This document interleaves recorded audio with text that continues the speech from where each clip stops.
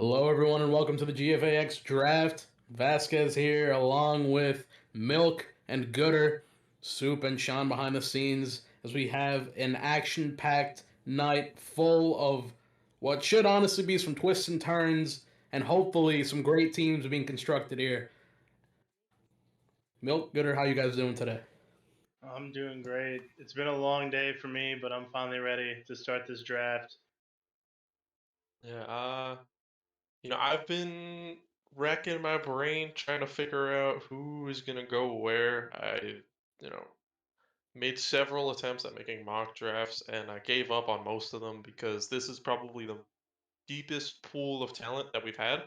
So, I'm looking forward to who does what with Yeah, this this is, talent pool we have here. I think this is the largest player pool we've had since probably season one, honestly. Yep.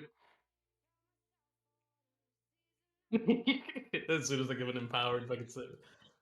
Okay, gotcha. Okay. So we are going to get started here in a moment. Just wanted to clear up a couple of things, just clarify.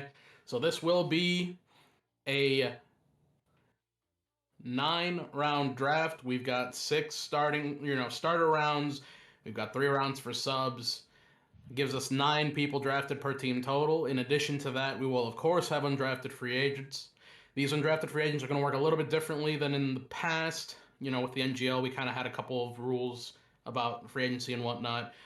Just want to make it known that if you do not get drafted for one of these teams tonight, to not worry, because afterwards you are free to join any team you would like, and you're not bound by the same restrictions as players drafted. So you can join a team, you can leave a team. You are going to be in charge of, however you want to play this season out. So I would not fret too much if you don't get drafted, because as an undrafted free agent, you will be more than able to play your fair share. All that being said, it looks like the quarterbacks are starting to get ready to draft. Not an official pick in yet, but I will let them know now via text that that the number 1 overall pick, or Captain Luke, is on the clock. I do say though, what you're saying about UDFAs, that's probably a huge advantage for those players because you have the ability to market yourself to whatever quarterback you want, and you can try and get them to sign you. As for the draft, you're stuck with that player. I'm assuming for the whole season. I don't know if there's trades. Are there going to be trades, Vasquez? There will not be trades. There will be no trades, just undrafted free agency. So what you've got here in the pool right now and where you get drafted to is where you are. It is a huge advantage, in a sense, to be an undrafted free agent because you get to actually pick, see how these teams shake up, and, go where you want to go. Yeah, and I think just with how many people we have signed up, it was gonna be hard to, get everybody in and give them their fair share. But as we speak, the first pick of the draft, number 1 overall. If you've been playing pickup games, this is no surprise. Death, the up and coming wide receiver who's been making a crazy impact, is the number 1 overall pick of the draft. Yep, looks like Luke targeting Big Death there. And I mean, who is more deserving? Obviously, there's other receivers who do the things that Death does, the 50 bot, the Yak. But I mean, Death has been killing it. Obviously, one of the front runners for NGL MVP. And, GFA Rookie of the Year. Cannot say enough about how well Death has, grown as a player and how well he's played. Super deserving first round pick there. Milk, you were on Apollo. What do you think of Death? You probably know him a little bit better than we do. Death is a little bit of a quiet kid when we first got there, but Maddie kind of got him to start talking to more people, and once he started coming out of his shell, he really started balling out. He came from pubs. He's a pub player. Started there. Maddie and the guys found him in there one day, and they brought him on board, brought him in, and they've just been working with him ever since. And I think this is just not really proof of Maddie's greatness, but his scouting is pretty good. So I would give Maddie more credit than what he's being given right now for his performance in the last season. he's a guy to watch out for. Definitely, and he's a player who's probably improved faster than anybody else I've seen over the past couple months.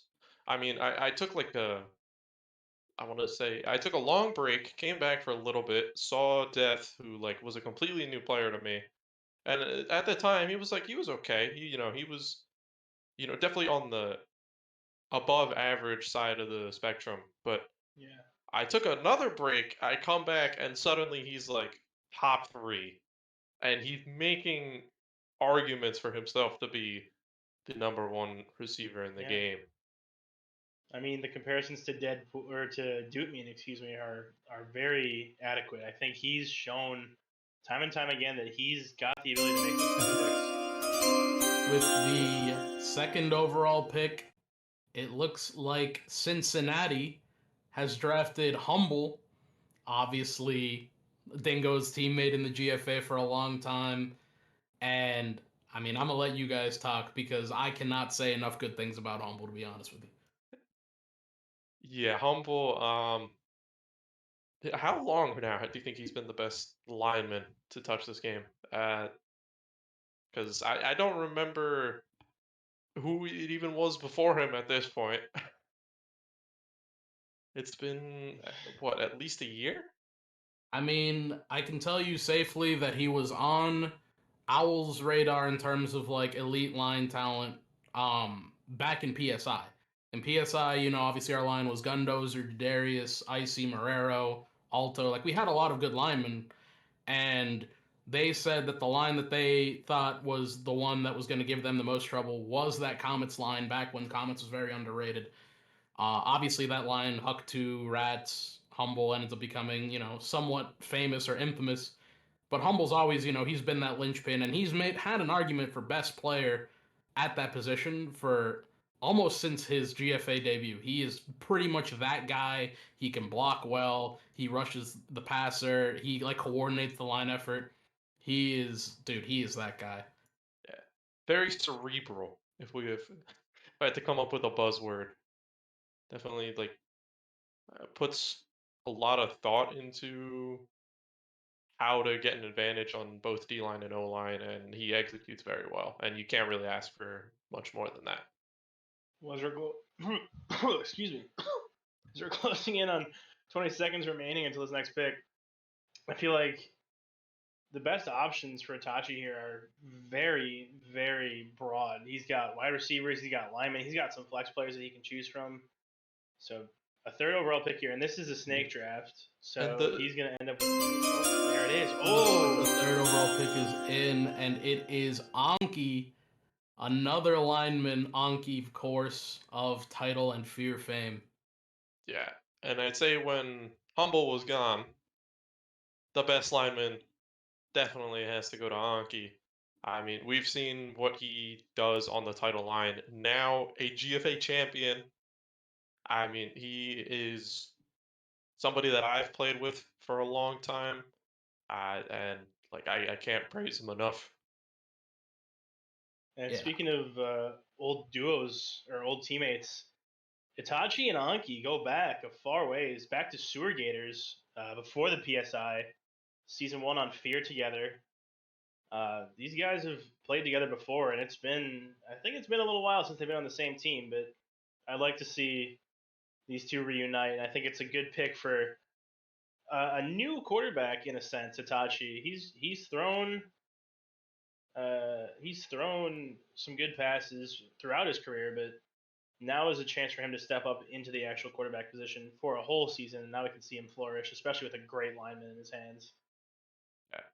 And this pick was also rumored to happen as well, because Itachi was throwing around a couple names. Since he had such an early pick, he could safely, decide who to go for and everything, and make it somewhat publicly known who he was looking at. And Anki was definitely one of those names that he was understandably throwing around. All right, look, I heard. Did you guys hear chat? Yeah, I was just gonna move past that, but no, I didn't want to move past it because it's a little funny moment. He got really excited. And Yelled out who he wanted. But it looks like the next pick is actually in. The 4th overall pick, as the Beijing Dragons have selected Dootmean, number 4 overall. Maddie's death replacement is one of the greatest receivers to ever step foot on the turf. I think this is a great pick for Maddie. He's found his receiver, his go-to, his death replacement. But this is going to be big for Maddie. So now he's got a veteran receiver to take up the same place as his rookie receiver. Dude, and I mean, like, what a coup to get Doot 4th. Like, obviously, Doot is known that he's going to be away for a week, but I mean, I don't think he's ever fallen this low in a draft, to be honest with you. Yeah, it's been a long time since he hasn't been picked first overall. And to see, I mean, granted, there is some availability issues, but to see him drop from first immediately to 4th, definitely not what I had, originally expected. But with how the past couple quarterbacks have been picking line, I guess it makes sense. But you know, definitely weird to see him not be the clear favorite to go first overall. Yeah, crazy to think about. And I mean, dude does everything. Like, you talk about receivers and you talk about guys who like do a certain thing. Some guys are 50 bots, some guys are route runners.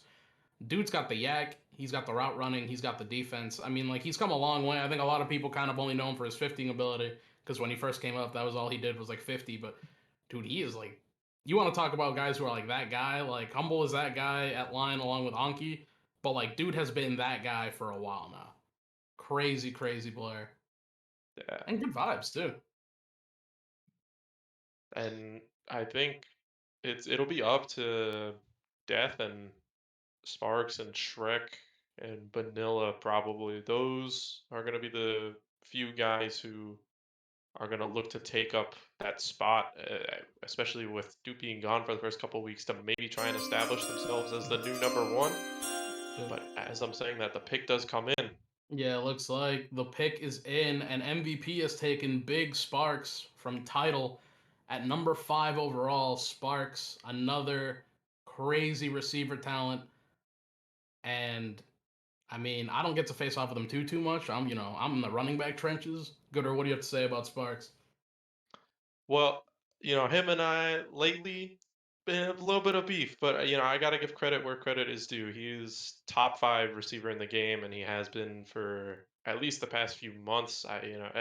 My sense of time with how long everybody has been playing and whatnot is kind of blurred, but definitely a guy I think everybody has to look at when they're on the other team and formulate a plan to deal with them.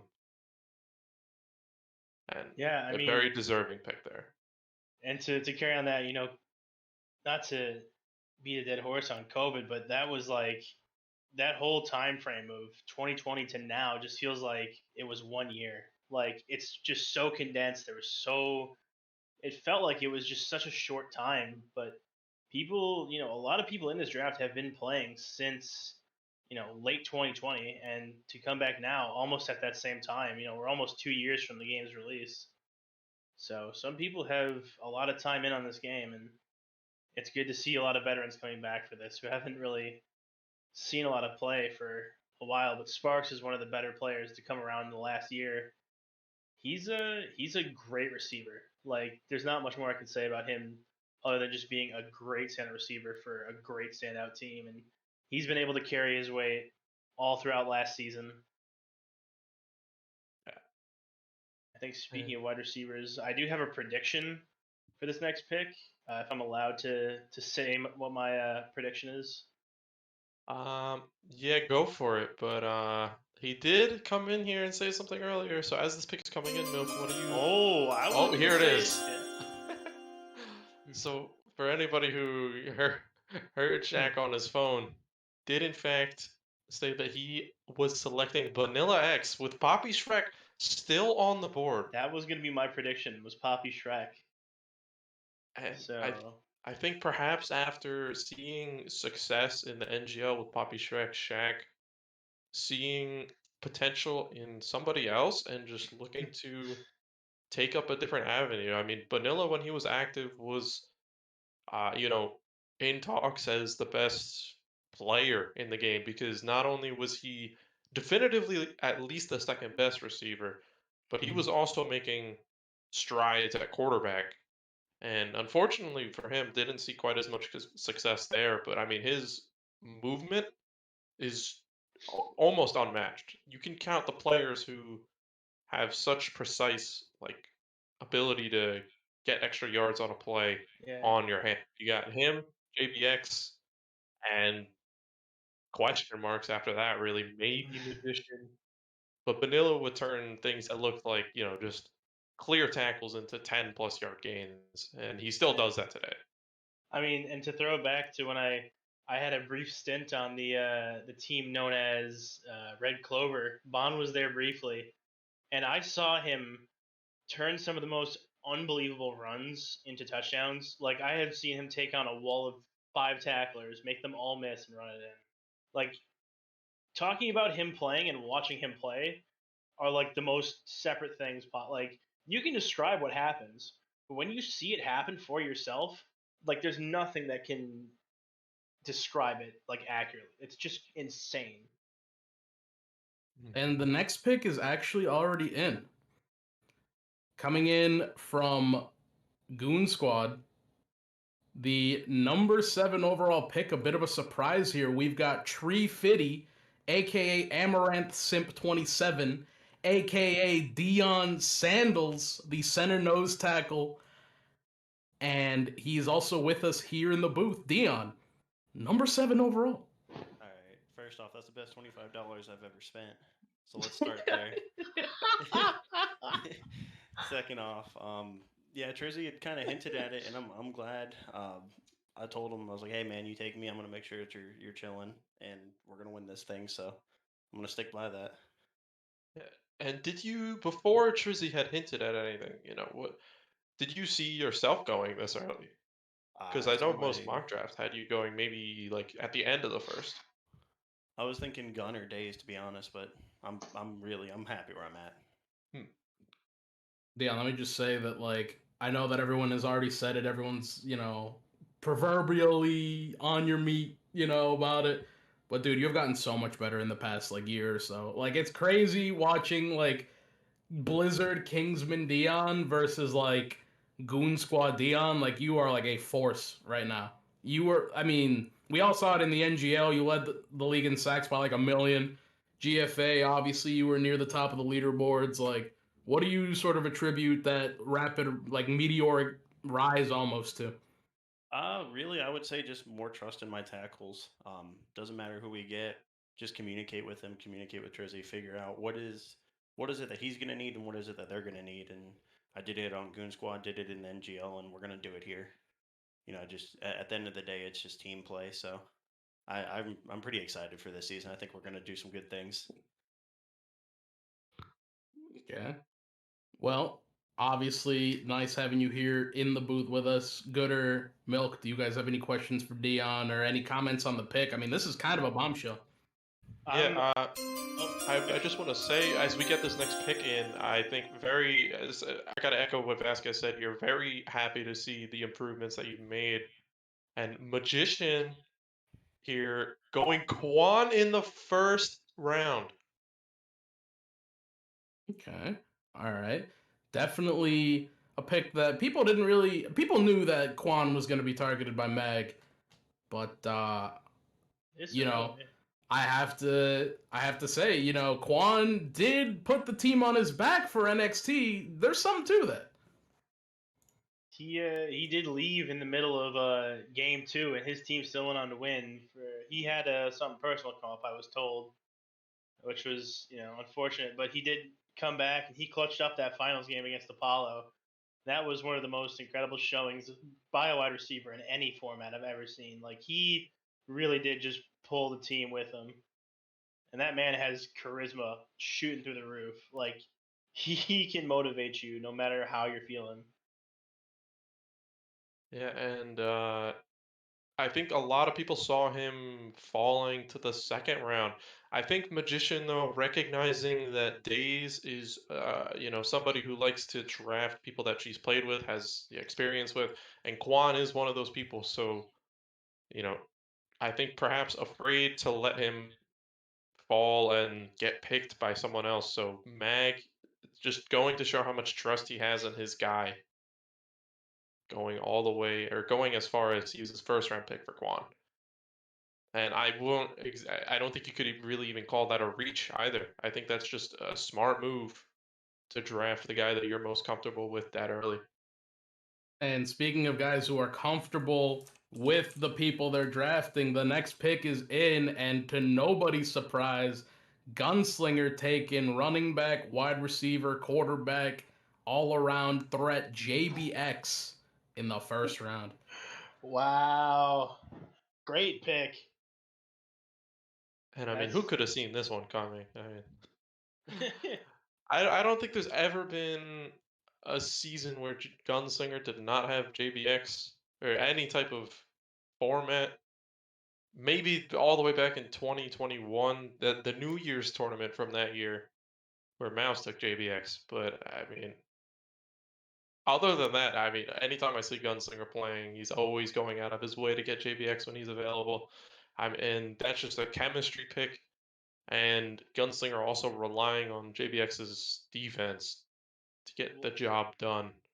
And now what I'm thinking with my creative mind, I'm thinking of all the trick plays that Gunslinger can run with JBX at running back. You can have some wildcat formation type stuff. You could have some jet sweeps, running back throws with him and shot. Like there's all sorts of great trick plays you can run with JBX because since that season one time to now, JBX has evolved so much as a quarterback and someone who can throw the ball, especially with like noodle arm throws. I've seen him throw head dots into the end zone with noodle arm from 10 yards out, which is impressive to say the least. But his movement as well is just unparalleled. I think, as we said earlier, only maybe two through other players are comparable to JBX or maybe better. But JBX is one of those guys that has just been around for so long. He's just so good, and he plays on controller. Like if he moves to mouse and keyboard, we're all just fried. Like he's just holding back on us. Controller demon. It looks as though the next pick is already in to round out the first round. We've got Days taking Ralstock, another title receiver off the board. And, I mean, he was the number one overall pick in the NGL for a reason. This is a nice pick here from Days, who gets another pick here at the beginning of the second round. Yeah, and to round things off, Poppy Shrek still on the board. I don't think there's a single mock draft that saw this happening. And I can't believe it personally. That man is, I mean, he was the defensive player of the year for the NGL, led the league in interceptions, and I forget if he was in the lead for receiving yards. I know he was up there. I mean, like, he was getting such a good connection with the Shaq that the other receivers just barely had to do anything on that team. And I'm talking about the NGL team. The title one, I think there was a bit more of a spread for, like targets and everything. But in the NGL, when the chips were down and Shaq had to look to a guy to trust, I mean, Shrek filled that role. And to see him go to the second to me is nuts. I mean, there's a chance he'll fall further, but we'll have to wait and see. I have to think Days forgoes getting a lineman here for Shrek because that's two first round quality receivers. Yeah, and I mean, just looking back at this round recap real quick, I mean, did anyone really expect, Craig to fall out of the first round, Dion to kind of make his way in? Like, this has been a crazy, crazy first round of drafting so far. I think the craziest picks to me in the first round were JBX and Dion. Like, those are first round talent for sure, but there are players on the board who I think most people expected to go before them, especially in those later spots. You had Death, you had Bond, you had Duke going, you had Humble, Anki. Like, those are solid early first round picks, but to see guys like Poppy, Shrek, Ralstock fall all the way to the end of the first round, like, I don't know. I just didn't think I'd see something like that. The first pick of the second round just in here. Sorry for the delay. It is actually a name everyone's pretty familiar with, as Vortex is off the board as the first pick of the second round. The two-time champ of the GFA, the only one who can say that, at least with honesty. Vortex is a guy who has been dominant in every era of the game. In every single shield change, he's always produced high level pressure on the D line. And a lot of people brag on his blocks, but it's not like they're bad. He puts up solid O line and D line that just has most people with a shield wondering what the hell they're supposed to do.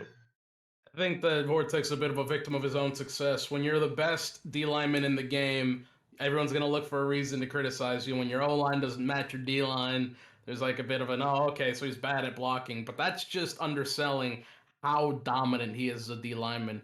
Your favorite lineman's favorite moves, probably Vortex was the one who invented him. I mean, we're talking about like Vortex slide way back, like when the shields were broken. Like, this guy is the king of getting to the quarterback. And well, here's the thing too: is I believe Vortex signed up as a flex player, so he might not be stuck just at line. We could see Vortex at running back, and that would be a very interesting dynamic. It looks as though the next pick is in, and running back gang stand up as Gunslinger goes with Poppy Shrek. Round 2, pick 2, back-to-back staples of the top running back conversation off the board to the same team in Gunslinger, and I'm hype about it.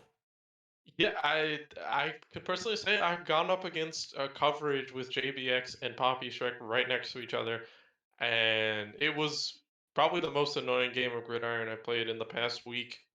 And that's including all of the games where there were out of position quarterbacks or anything. It's just like it did not matter which one of them was playing corner and which one of them was playing safety, because they switched that up mid game too. Those guys are both elite on defense and offense, and it's going to be hard for teams to stop both of them on the same team. It's an interesting strategy going with two running backs, because I want to see who's actually going to end up at that running back spot. More likely than not, I think it's going to be JDX, but it could be Poppy, and they can probably switch up between games. So it's going to be a very interesting dynamic. The third pick of the second round is in, and it is another championship lineman, as Regis off the board to Magician early in the second round, and in the booth.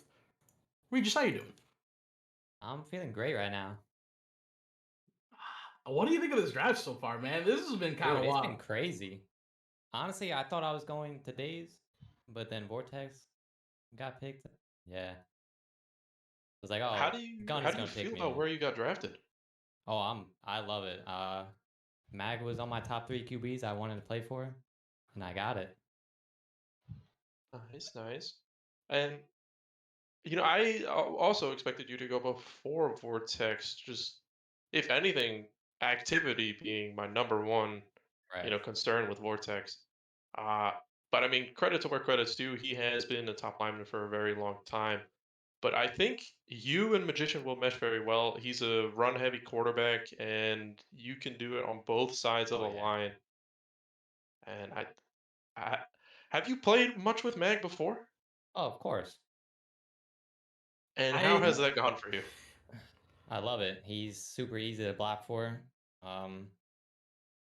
His pocket is insane with the dash cancels and bopping linemen, so it'll be a lot easier to block for. Can I just say that obviously it's early in the draft, but you gotta love the vibes coming from Seattle right now. You got Mag, Quan, and Regis on the same team. That team's gonna be actually pretty fun, I'd imagine. Hey, we're here to make a deep run. Watch out. Mag definitely crafting a squad here. One last question before you go, Regis. Is there anyone you're surprised is still on the board, or anybody who you think will be seeing fly off the board here shortly? Not really surprised. Maybe in the order, yeah, but people coming off the board, not a surprise.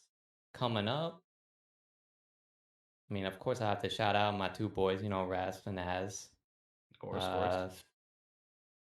Pokey still on the board, like, Oh, people actually, be sleeping on Pokey. I'm going to keep you in the booth for this pick because the Ooh. pick just came in from Trizzy as he is picking your Shinigami brother, Mai, at the beginning of the second round. Yeah, I don't got much to say to that guy. He's, I knew that we were going to get something funny, Eddie. Trizzy, just watch out. He might just dip out and be Casper the Ghost. But, man. Dude, but that's what I was going to say about Mai is people had him slipping a lot because he's been pretty inactive. Yeah, I mean, he ain't nothing like Season 2 Mai, I'll tell you that much. Dang. But if he gets active again, I mean, he's a force to be reckoned with, so gotta be careful. He might come out of the blue and start mossing death. Okay. Ooh. I like to see it. Well, Regis, always nice having you in the booth. Yes, sir. Here's hoping for some good luck there with Mag, that you guys can follow up on that NXT season he had. Should be a fun team to watch for sure. Of course. Thank you for having me. Peace. No Later. And just for a second here, I don't know if I'm allowed to talk about my sleeper picks, and I don't know if Gooder, if you have any sleeper picks in your opinion, guys that might fall a little bit, but definitely have a good amount of talent they have, or a name to make for themselves. And for me, it's guys like, I mean, Chief doesn't have much of a name for himself, but him falling this far is kind of crazy, just from what I've seen.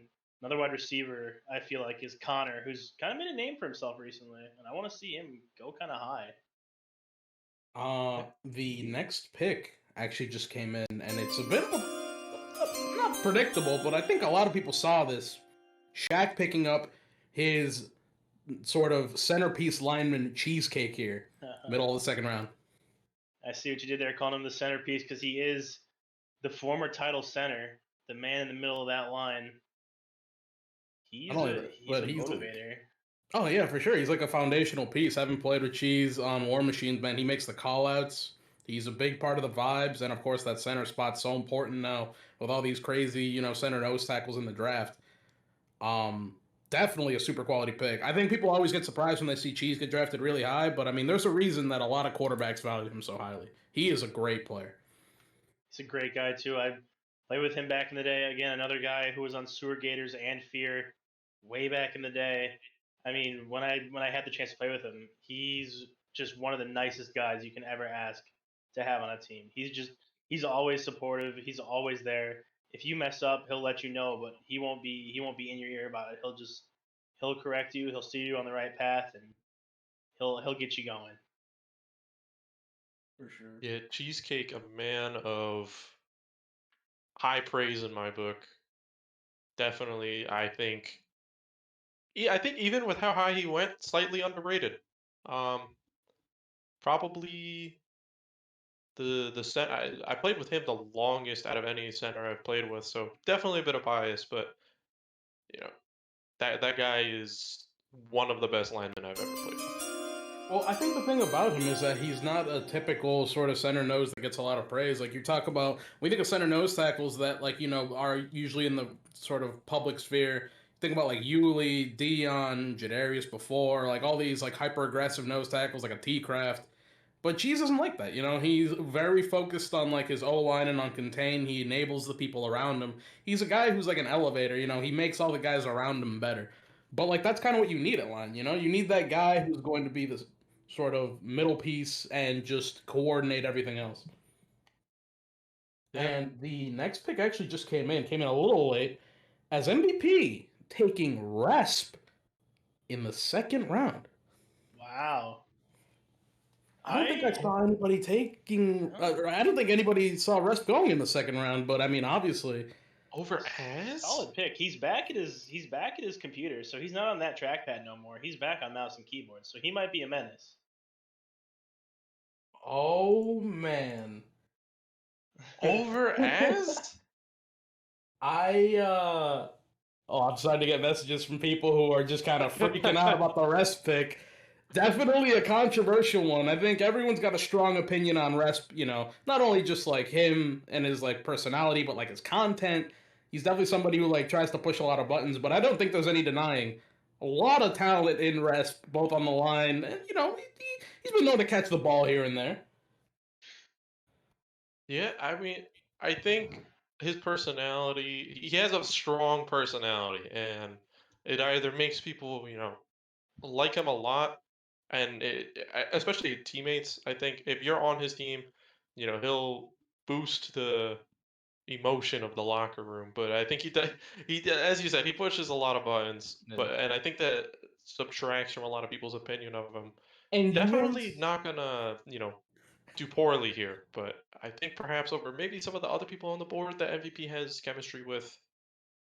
Interesting to me. This pick, if you were surprised by Resp, this pick, round 2, pick 7, Sean, off the board and in the booth. Sean, unmute, big fella. I need to talk to you. What you feeling right now? Yo, why is this a surprise, Vasquez? Why Sean, I'm gonna be honest with you, bro. I'm gonna be honest with you. There's not a single mock draft that had you going before 3 or 4. But, as always, running back gang sticks together. I got a big goofy grin on my face because all these running backs flying off the board, it's our time, finally. Yes, sir. I mean, well, Mate did tell me a couple times that if I was still available by the second, third round, he was probably going to take me, depending on how the rest of the draft went. Watching it go in, I saw Gunslinger pick 2 running backs, so I immediately kind of knew that option was out. So I was probably going to go to Mate, maybe MVP. I don't even know at that point, but I don't know. Looking forward to play with Duke. Looking forward to play with Matt again for his season. I think he knows how to utilize the running back, and over the stuff I've learned in Pugs the last week and a half, I feel like we can definitely utilize it more, and it's going to be dangerous. I found the goat. One other thing to note, I had Ices going here because I figured Mate would have seen him in the championship of NXT. Okay. And I just figured because of, the experience and how Ices played in that coverage against him. I definitely don't think that, if you compare going the here is bad NXT to the GFA Championship, which Ices got benched in, I don't know. I think you probably want someone with a little more experience. I don't know. Maybe that's just me. Also, Sean, you played a whole season with Maddie. Well, almost a whole season with Maddie in the GFA, so he's got more experience with you. Say it again, sorry. It looks like the next pick is in, as Itachi, with the 8th pick of the second round, has selected Chief, another title receiver off the board, Chief Queef. I think that's somebody who was kind of under-mocked for a while. I think that a lot of the mocks had him going real late, but definitely like an insane player. Like, yeah. I don't think that anybody really is batting an eye at Chief going in the second round. Has he played in the past month? I think he has in Pugs. I'm sure he's played in Pugs in the last. I mean, I've been pugging on and off, but I haven't seen him in there. Definitely. And actually, something interesting to note here, just going back to season 3 and how stacked that title team is, all of their receivers, except for Ices, are off the board right now. Oh, yeah. And I expect to see Ices go very soon here. Yeah, we've got Dingo picking. It'll be interesting to see what he goes with here.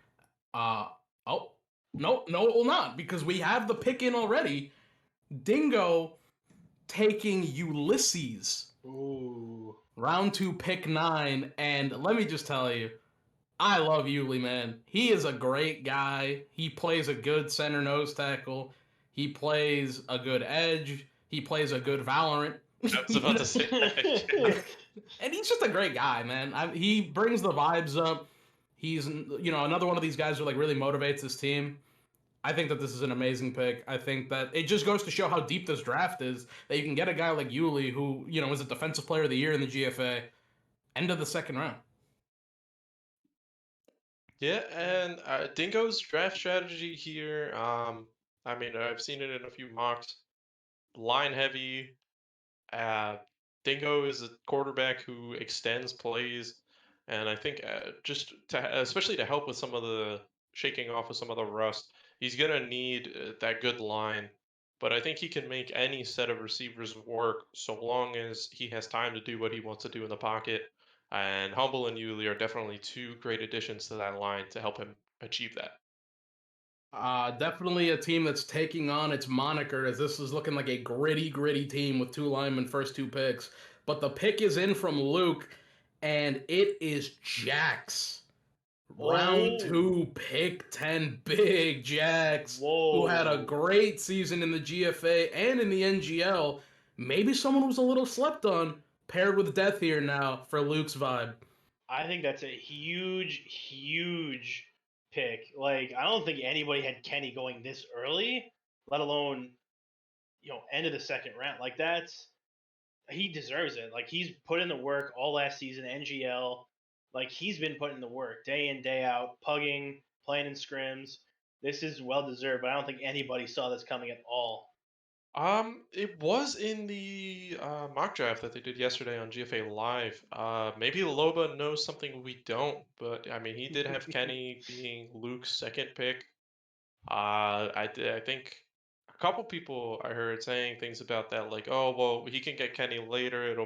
He'll probably pick some line here, but I mean, he has definitely earned Luke's trust. And I don't think Luke feels that he can afford to let him drop any further than this. All right, and the next pick is in, and we are going to see this team is either going to be complete fireworks or we're not going to see much of anything, as Luke is taking Ices as the 3rd straight receiver drafted by Luke here, setting up the receiver core. He's going to be chucking up them 50s. And these boys, I mean, this receiver core is going to come down with its fair share of 50s, let me tell you. And he's going to have to get that ball off as quick as he can, because by foregoing any line here, he's not going to get a line until the end of the 4th round. Well, and no offense to any of the people who are going to be, left by the end of that, but I mean, people get drafted in the first 3 rounds for a reason.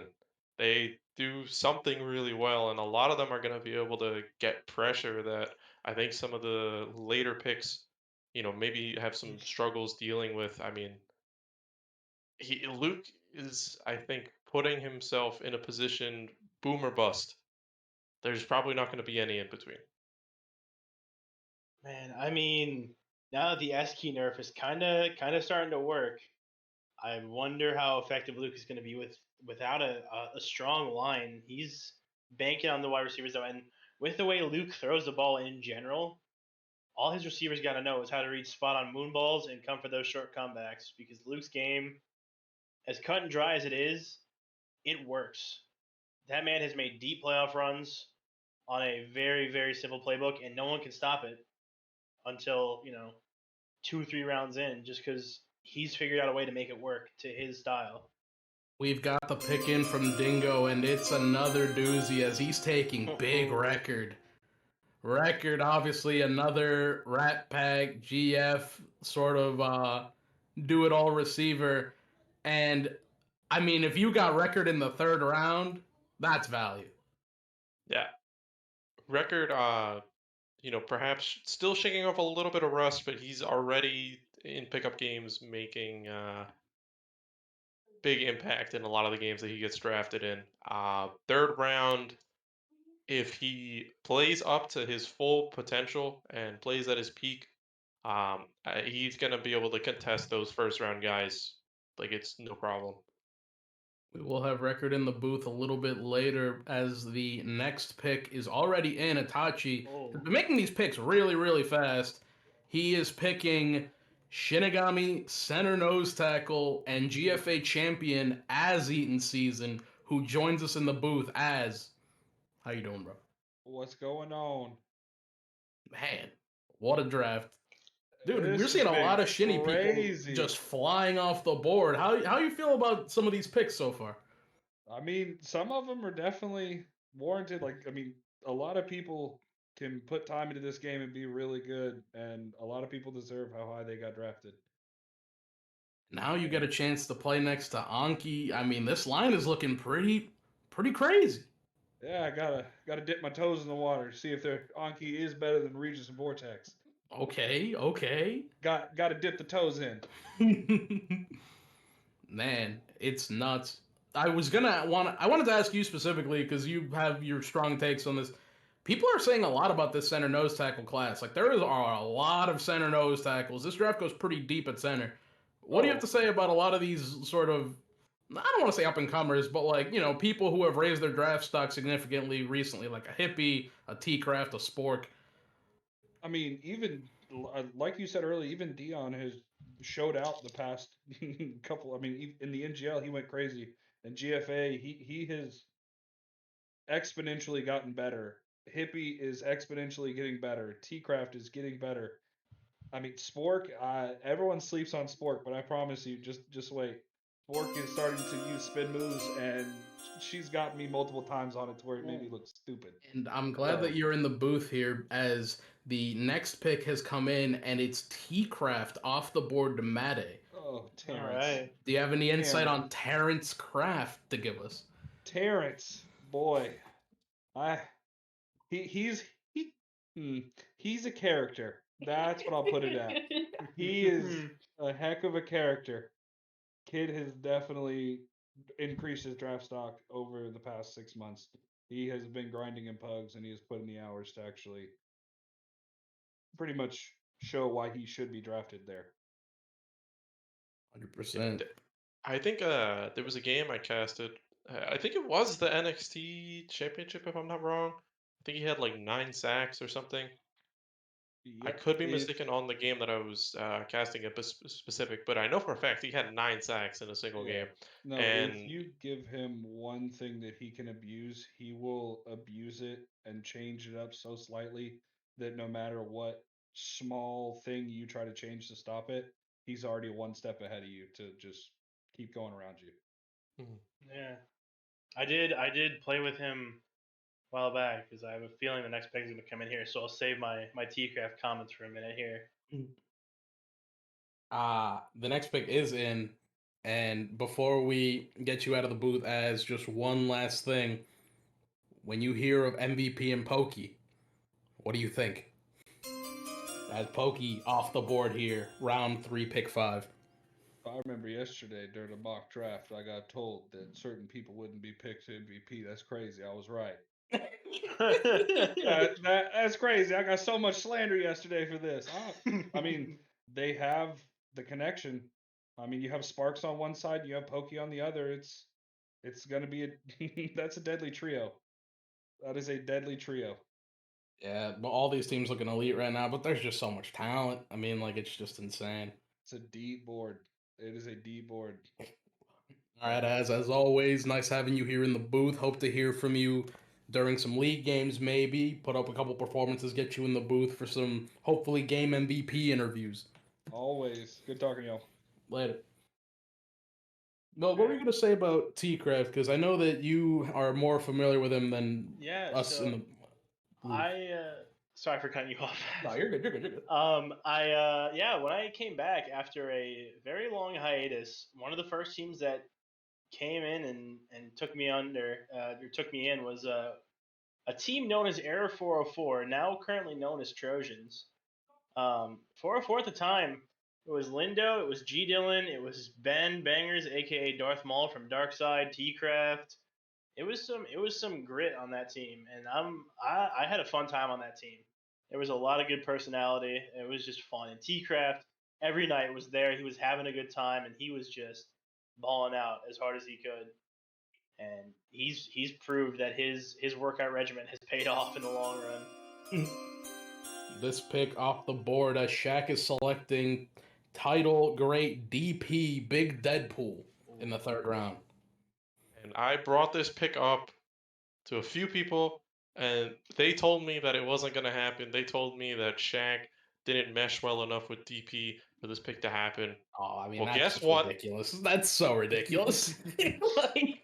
Shaq clearly has his own opinion, and the connection that they had while DP was on title was, I mean, I think Deadpool is actually a pretty decent part of why Shaq seems more comfortable as a quarterback now. I think he just helped him formulate a game plan, because at least the games that I subbed for title while DP was there, he was kind of a foundation in comms that kept everything like calm.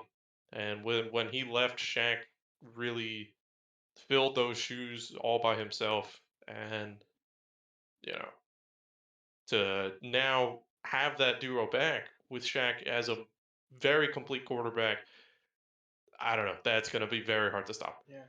And Deadpool, one of those veterans that came back. Did he play season 2 or? No. Oh yes, So, yes, with title. Yeah, so he played season 2, but he missed all of last season, opting to sit out, and now coming back for season 4. Like a lot of players on this draft board, he opted out of season 3, and he's coming back to try to start his dominance again. And him being one of the best to do it, it's going to be interesting to see what he can do.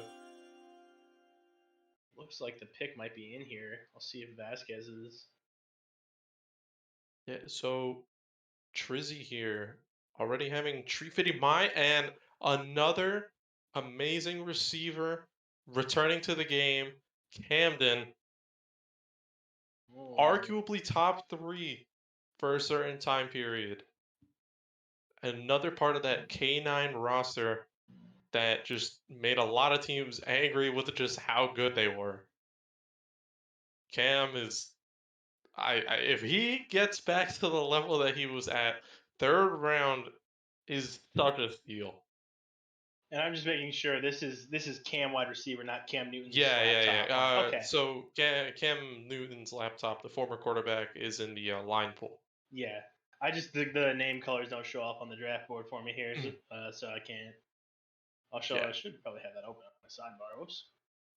But Camden was the receiver 2 on K9 for a long time, and he was the best receiver 2 in the league. Would have been a receiver 1 on just about every other team at the time. Maybe exception being Goat Factory. But I mean, that guy, one of the best offensive receivers to play the game. His defense, I think, has been, come to criticized a bit, but I think it was similar to the Vortex discussion, where when you're so good at one thing, people will look for just the smallest thing to criticize you on.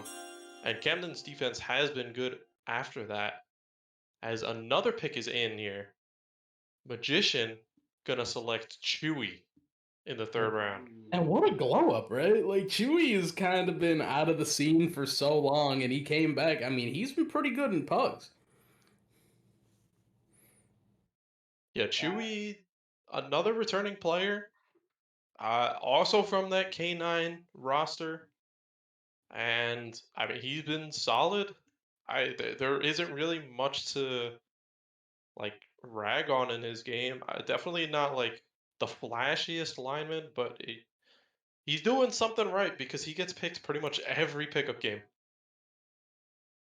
And Milk, maybe, if you've matched up against him, any insight on Chewy as a player? I really have not. He played in, I think he played in the NXT tournament, but I might be blundering that a little bit. It's been such a. Chewy was on Minions, actually, the winning team. Mm-hmm.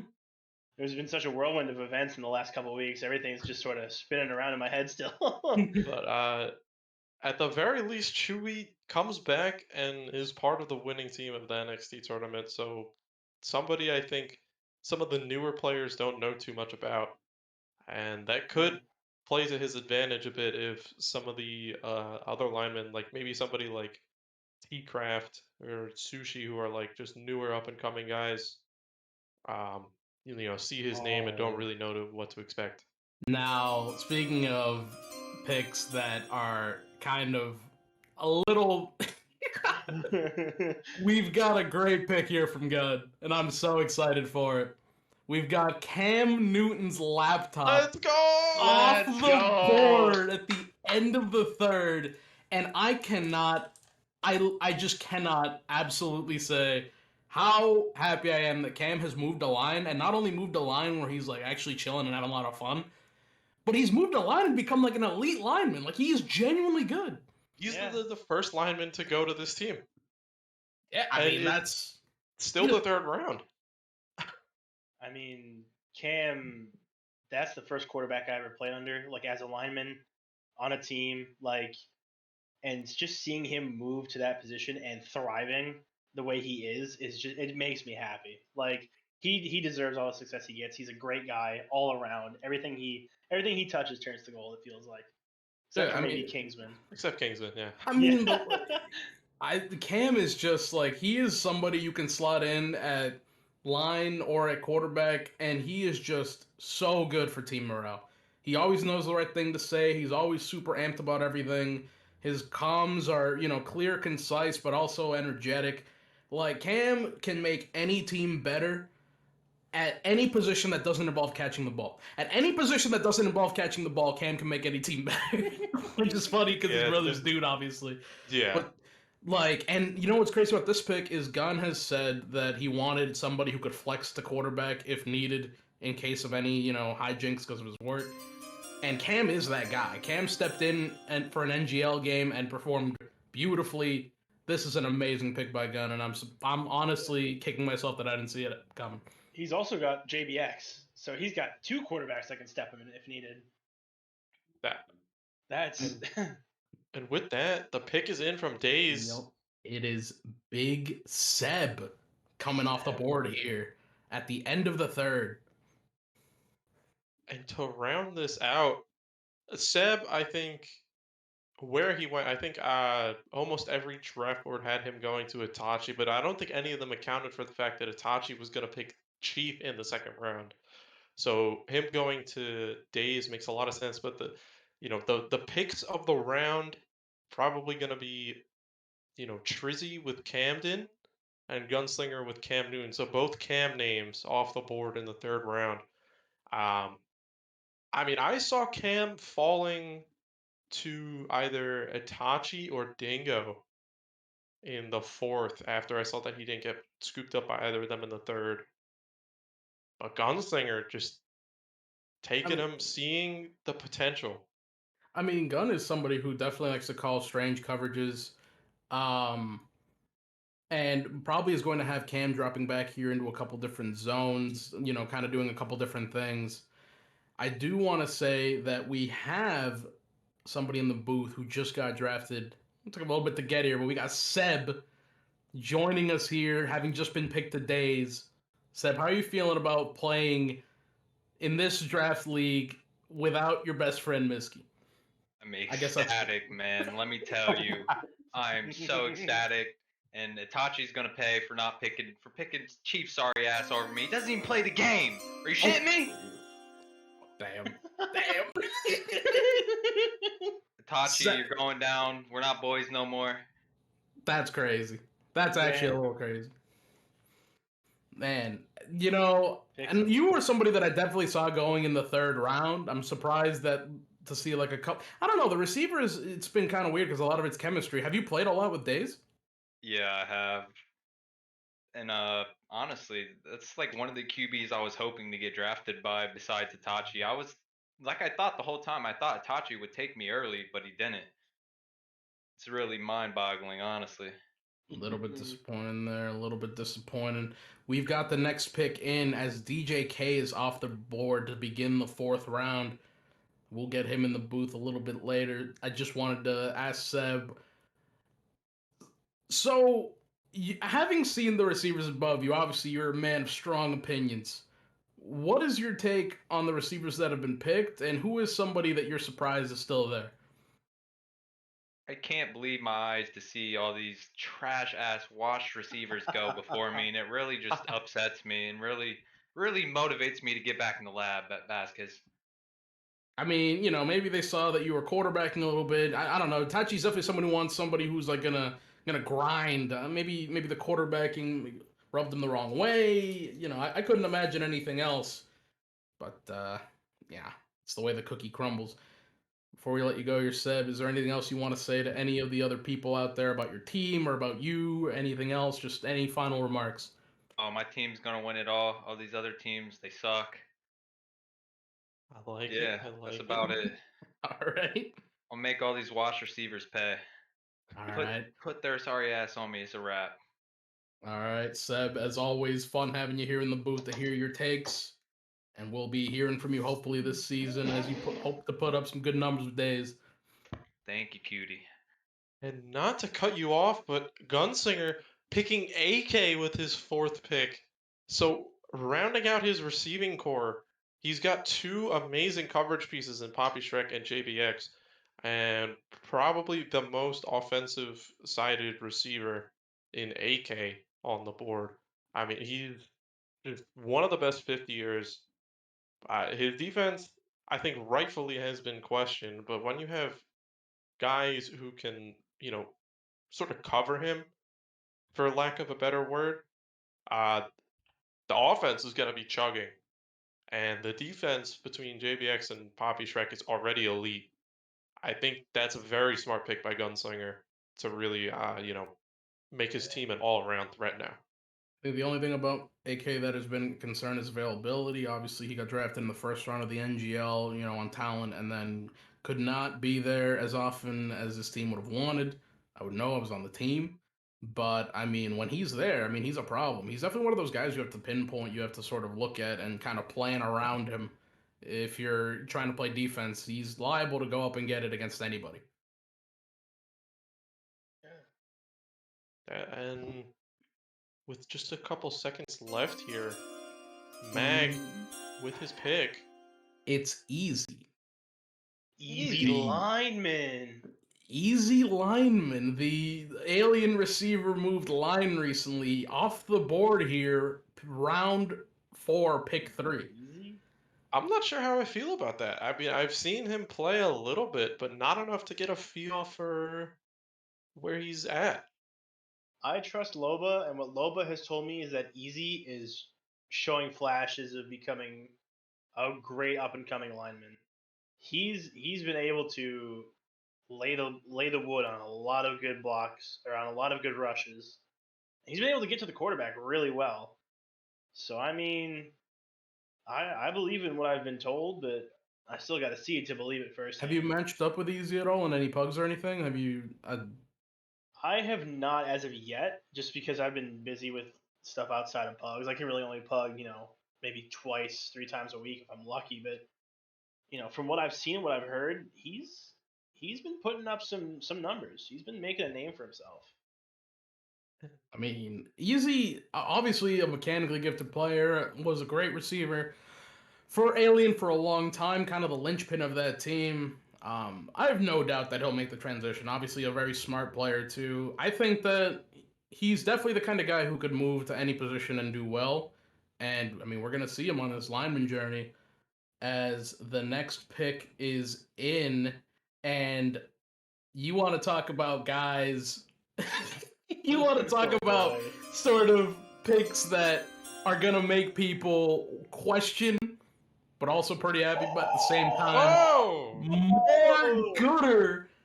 4th round, 4th pick, right after the easy pick to Trizzy. Good. I didn't know where I was. I genuinely had no clue where I was going in this draft. Almost every other past draft league, it was either if Cam is drafting, I'm gonna go to him. If if there was quarterbacks that I was subbing for a lot, I was gonna go to them.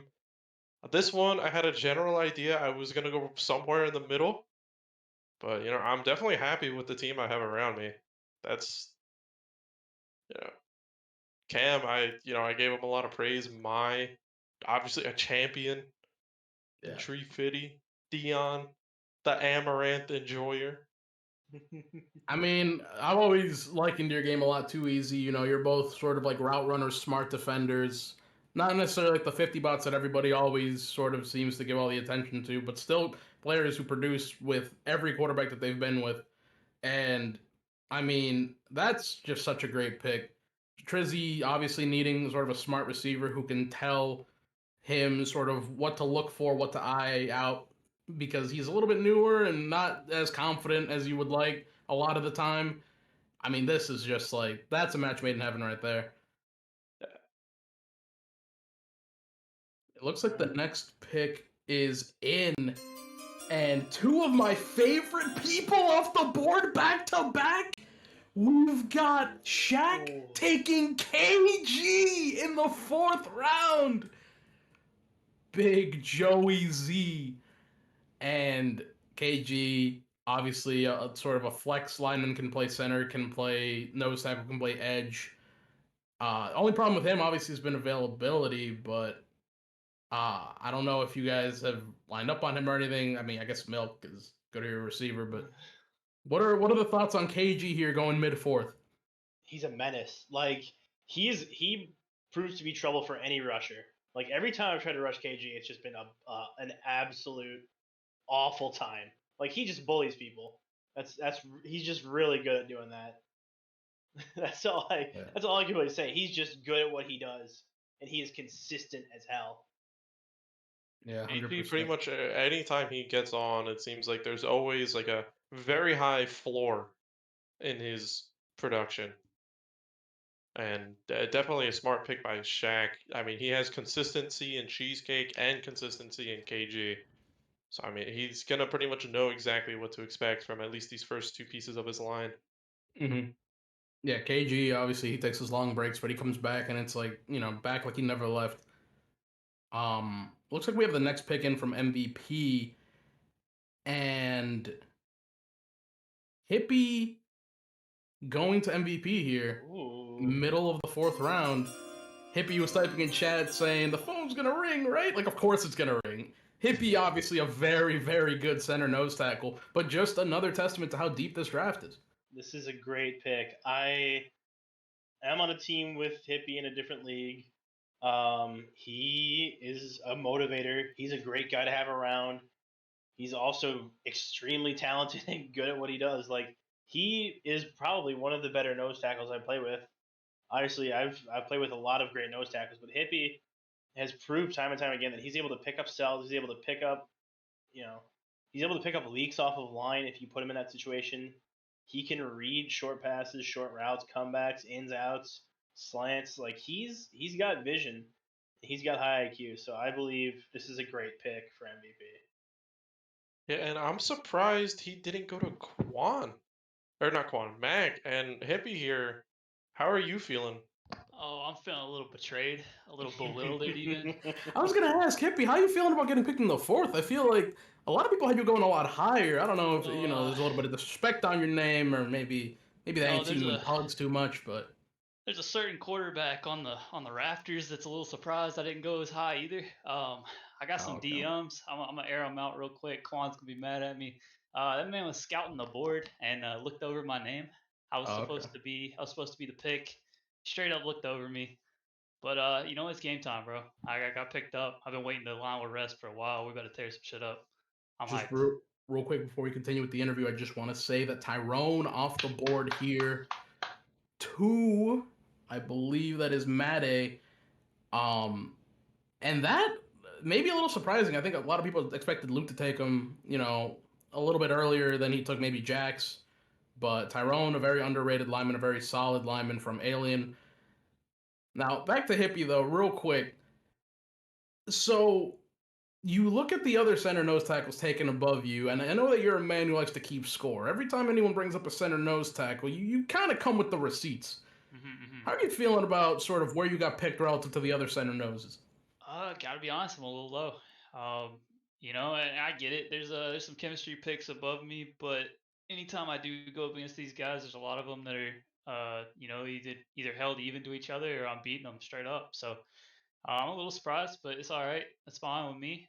If my draft stock's a little lower so that my teammates can be a little higher, then hey, I'm all for it. That's how you build a championship team right there. That's true. And obviously, you're a big meme guy. You are one of the bigger sort of like GIF, and image editing guys in the community in terms of just making content. What do you? Is what we'll call it. Yeah, you basically just pump out propaganda for whatever team you get drafted to. Just spam the chat with your stupid stuff. You got anything in the lab cooking for this pick, or what kind of ideas you got rattling in your head? As the self-proclaimed pariah of pack watches, I'm a little bit late on this one. I expected to go to the Raptors. I had some stuff cooking up for them. obviously that didn't happen, so I got to get back to it.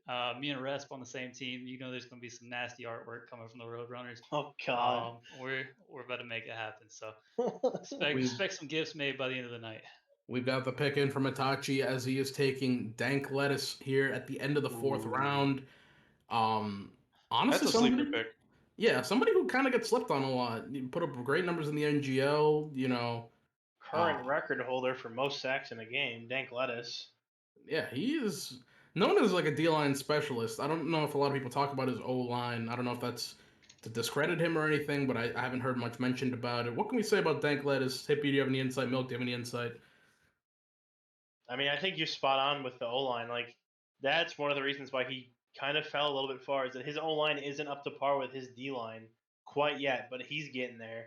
I think once he gets his O-line on lock and is consistent game to game, he's going to be terrifying to go up against. He might come out and be a top 5 lineman at the end of the season. At the end of the season, if he can get that under wraps. That's my honest opinion on him.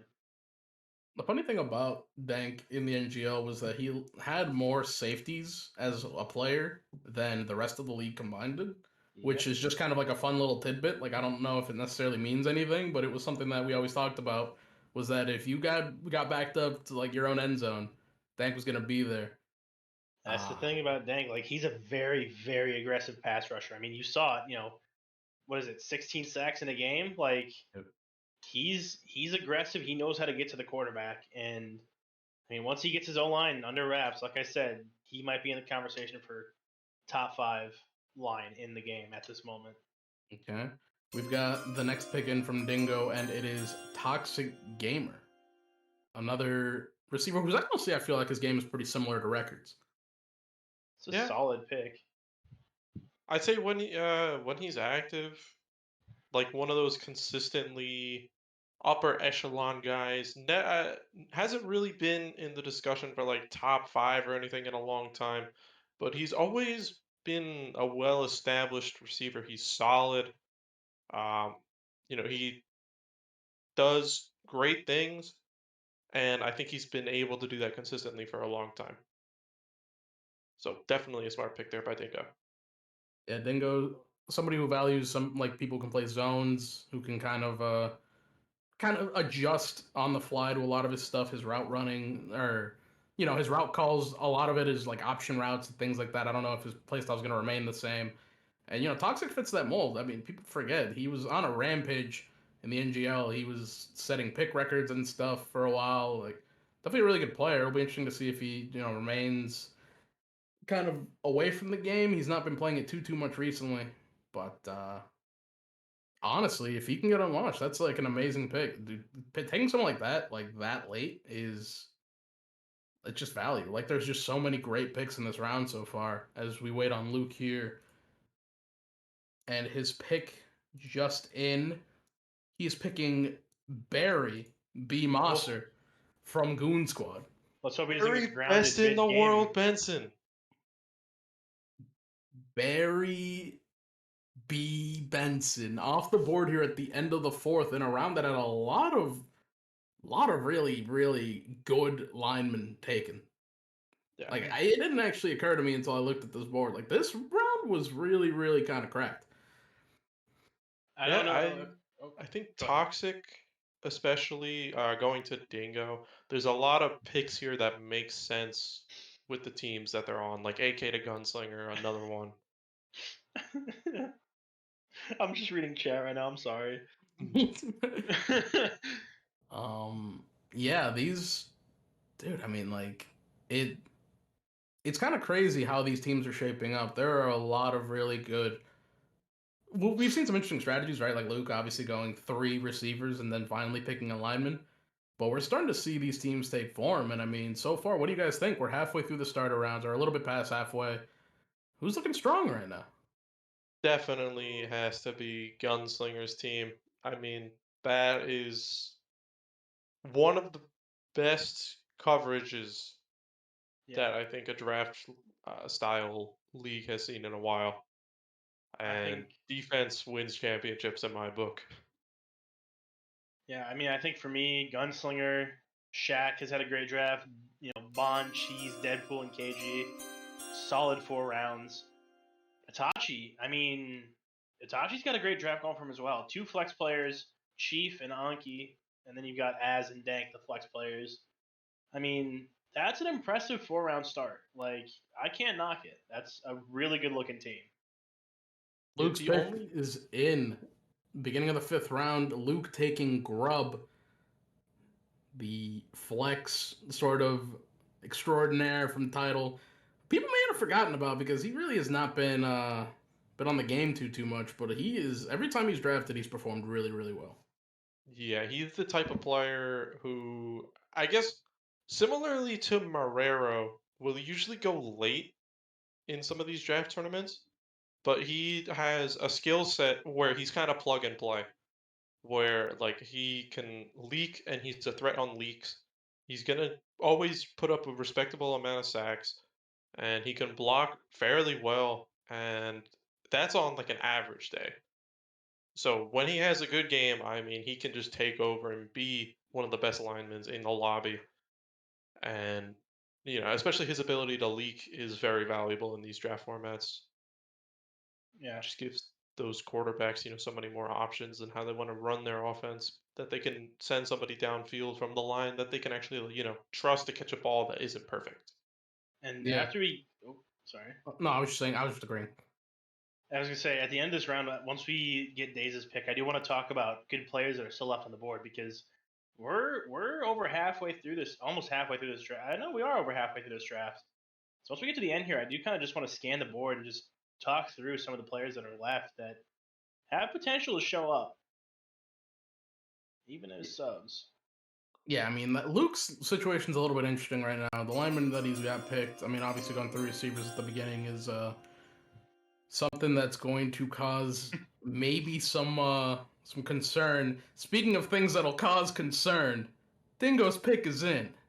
And it's your favorite running back's favorite running back. Oh, yes, sir. No. Oh, man, Vasquez is off the board in the 5th round to the Cincinnati Grit. And Vasquez, I remember there was some worry that this pick, would get sniped. How do you feel that it has come to fruition? I mean, Dingo had said he would pick me, but I've never signed up for a draft and had a quarterback say they're going to pick me and actually pick me. So I was just like, yeah, whatever. I'm just going to rock the draft, and I got my goose in hand. But now we drinking to celebrate, baby. We on Dingo's team. This team is cracked. Now, we're not going to catch very many 50s. It's a gritty team. We'll get to it when we get to it, though. How much That's of a that great coverage you guys FYI. I have? witnessed Vasquez catch No, one of the best Vasquez. 50s of all time when casting an NGO game. That's true. Just wanted to put that out there. That's true. Sean. I do be catching the bad ones. The ones where I have leverage, I can't really catch those. But like the ones that are bad, that's where I shine. The ones you shouldn't catch are the ones. I do want to ask Vasquez, how much of that Grey Goose is left? I've got like 2/3 of the bottle left. Steady pace. Steady pace. I like. And we got Itachi on the board. And real quick, before that pick comes in, I just want to point out, especially with Dingo in coverage, that defense is going to be hard to break. Oh, Itachi's pick is in. He is taking somebody I didn't even know was still on the board. He's taking Bloopy. And yeah, this is the pick. guy I saw left on the board, and it was a bit of a head scratcher for me. The guy, he can drop the game, and then he went in that NXT game and got like 4 picks on Sparks or something. Like, the dude is really good. Definitely, I think, better than the 5th round might lead you to believe. Yeah, And- honestly. I mean, we saw him in NXT. He had a game where he was lined up on Sparks, and he had a couple of picks, and he was like a big reason that game was close. Yeah, genuinely really surprised to see Bloopy fall this far. I have a feeling I know who's going to get picked here, but I don't want to say it in case I'm wrong. And I still don't know if I'm allowed to do predictions on picks. Yeah, go for it. I think Maddie's going to take Echo here. Well, you were right with the team, but wrong with the pick. Oh. As Chaz is off the board for Maddie. The double slide demon Chad. I figured that would have been Sackmaster Sushi coming off the board, and he's got to worry about if Sackmaster Sushi was somebody he wanted to draft, which a lot of people thought it would be someone that Mate would target. That draft pick is now in jeopardy. Sackmaster Sushi, he's Sackmaster for a reason. He is 5th round quality, and I don't see him making it back to Meta. Oh, where'd Alexander go? Alexander's on the Oh, draft. that's odd. Okay. Oh, I think his name got deleted instead of maybe KG's. Instead of KG's. That's what happened. I was gonna say Echo alluded to it, but I think it's a little bit true. Sackmaster Sushi has like a cool nickname, but when you look at the stats, I mean, Echo was putting it on people. I think that maybe Echo's a little slept on because he doesn't have a cool nickname. Yeah. I mean, I don't know. I play with both those guys. Echo has to do a little bit of PR, I think, to catch up. Speaking of people who actually need a little bit of PR, this next pick, I feel like way under the radar, somebody who I've obviously known about for a long time, Alto, going to MVP in the 5th. Yep. Dude, Alto is a demon. Very good player to go here in the 5th, and obviously I was his teammate on Owls, which was his first team. Somebody who really flies under the radar all the time. Let's be honest, Chef Alto cooking up pancakes all the time, you know? He's got himself out there. He's known for laying them pancakes out on the floor. Yeah, Alto. Very good. Well, he was one of the sack leaders in the NGL, if I'm not mistaken. He was top 10. He was top 10. Yeah. So in the code, played every game, got his sacks. He was playing well. And I mean, he's not a bad blocker either. It's been fun watching Alto kind of grow from somebody who was blocking backwards on Shield 1 on Owls and just learning from Gundozer and them to now somebody who is one of the better linemen in the league, well above average, great pick. And he's honestly just a cool guy. He's very lax, laid back, doesn't really tilt too much. Definitely a really good pick there. I've been in multiple games with Alto while he is zooted out of his mind, and he still plays very well. Oh my god. This next pick is diabolical. Oh boy. As Shaq takes the legend... This is how we describe the pick. The legend of my rival, JBL, in the middle of the 5th round. Oh, JBL. But he can only play 2 days a week. I don't know. Listen, I saw JBL today. He was pugging. He did not look like he missed a step at quarterback. He was looking like he was throwing some dots. Now at receiver, I don't know where he's at, but obviously we all know. I mean, JBL, if he's playing, is good. The question is, will he play? Is this dude going to see the field? I don't know, because it's 3 games a week in 2 days? So there's no way he can be there for all of them if that availability holds up. Gutsy pick by Shaq. To pick somebody who's probably not going to be able to be there at all times. I mean, when JBL is there, though, assuming that, he de-rusts as quickly as he has in the past, that's a dangerous pick. And that receiving core, I mean, if you read those names off and you go back a year, that's the best receiving core in the draft. True. Yeah, it's definitely looking like Jack's trying to pull people into the time machine. Trizzy has his pick in, and he has sent it 5 times in all caps with increasing numbers of O's. Echo off the board here. And, I mean, we already talked a little bit about him, but, I mean, he would have been in contention for Rookie of the Year had Death not been crazy. But he was, I think, 2nd in the GFA in sacks. This is a quality lineman here in the 5th round. And pairing him up with Dion, leading the NGL in sacks, this D-line looks dangerous. Oh, yeah, 100%. This is looking like it's going to be a very, very good line, and honestly, one that you might see kind of surprise some people. I think people are going to look at Dion and then kind of disregard other people, but I don't know. This whole team, I'm going to be honest, I am loving Trizzy's draft right now. This team is looking pretty crazy. The only question, actually, Gooder, while we have you in here, is who plays running back on this team? I don't know. I know Mara has experience at safety, so Cam and I would be able to just play corner. And this is I haven't talked to them yet, so this is just like assumptions on my part. But I think Camden played it for some times. I can if neither of them want to. So I mean, like it's not like we won't have a running back, but I mean, manage that. yeah, we'll figure something out. Mag's pick is in, and he's picking another person who doesn't really get the credit they deserve, as Connor comes off the board here in the Yes, that Mag. That's my sleeper pick. I'm happy about that. Connor's the getting the love he 300 ping deserves. warrior. Dude, you cut Connor's ping in half, and you double his draft stock. I feel like this dude, the greatest gridiron player from the state of Montana. You may never see a talent like this, and that's the thing. Connor, if he didn't live so far away from the servers, this dude would have gone in the second or third round. Like I've seen him get 7 or 8 picks in a game with that ping, and that's against good players. Like he is scary to see.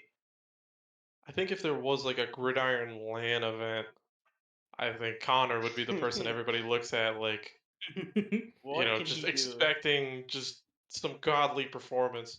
Because it seems like almost every pug, he has at least one clip of a play that would have looked really good that just gets, just ruined by somebody sliding through him because of his ping.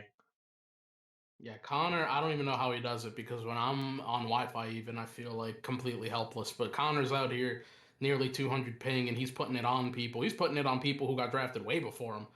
I 100% agree with you, Gooder. If we ever played a LAN, Connor would have to be somebody that would probably surprise everybody, to be honest with you. He's cracked. I can't even imagine how good he would be on low ping. In a separate tournament, I've seen him. Oh, sorry, picks in. My bad. Yeah, no, you're good. Guns picking a old face, old reliable, as he picks CBZ. Oh, wow. I 100% expected it to be Wee Man there as the tight end, but I mean, CBZ also a tackle who has a lot of experience with Gunslinger. And I think either of them could really fill the role that he's looking to fill just because of the experience with them. Smart pick by him to, pick somebody that he has chemistry with already. Yeah, and I mean, there's 2 picks here from Days, and then Gun goes again. There's no guarantee. I mean, it wouldn't be Wayman CBZ, and then at that point, what are we looking at? We're looking at a demonic receiving core and a line that Gun's familiar with. This draft for Chicago is looking pretty nice. And then a second here, after this pick comes in, there are a couple players left on the board that I want to just bring up real quick for name only. Maybe we can talk about them briefly, but I'm not sure how fast Days is going to get these picks in, so I want to hold off on it for one player I'm stunned is on the board, but I'll let you go first. Yeah, well, I mean, like actually floored. I was gonna say, cut me off whenever the pick is in, but just looking at the names here, I mean, I see Matt, I see Ty, I see Divine. Well, not Divine. Excuse me. Barbecue Pringle, who's been making a name for himself recently. I see Aqua's still on there. I see Onyx on there, which might not too surprising, but I think he could go pretty soon here. Also looking at line, Alexander, Spork, Sav, Y2J, Charlemagne, Alucard, Blurry, Sushi. You mentioned him. Alexander being on the board is incredible. That's criminal. That's what I'm saying. Maybe Days just took Alexander because she was listening, but you gotta wonder if they just don't know. That man was second in the NGL in sacks. He joined every game, and that IP team credits him with doing so much. Alexander is one of the best linemen I have ever played with, and he is criminally underrated. Like, he has great vibes. He can pick up, like, if you sell inside, he can pick it up. If you sell outside, he can pick it up. He is one of the best players at reading and reacting I have ever seen in this game. And the fact that he fell to the 5th round is criminal. We've got Days' next pick in, and that'll be the first complete team, as Days is adding on to her sort of collection here by drafting Baus to anchor that line at center. Good. Actually, wait a minute, no. At edge? I guess Alexander played edge for IP, so I suppose that maybe he would flex out. But Baus the pick there, the Shinigami, obviously member, GFA Season 2 champion. And Baus is an interesting pick, because I feel like everyone's got a really strong opinion on Baus as a lineman. I'd say most of those opinions are mixed, just because we see mixed performances from him. He showed out in GFA Season 2 Championship, and then he was kind of quiet after that for a bit. But I've heard that he's been doing well as of late, so he's going to be someone that I look to this season with curiosity, just because I don't know what to expect from him. We've got Gunslinger's pick in, probably one of the least surprising picks in the draft, as he picks up Big Wee-Man on the swing around. And this plays center.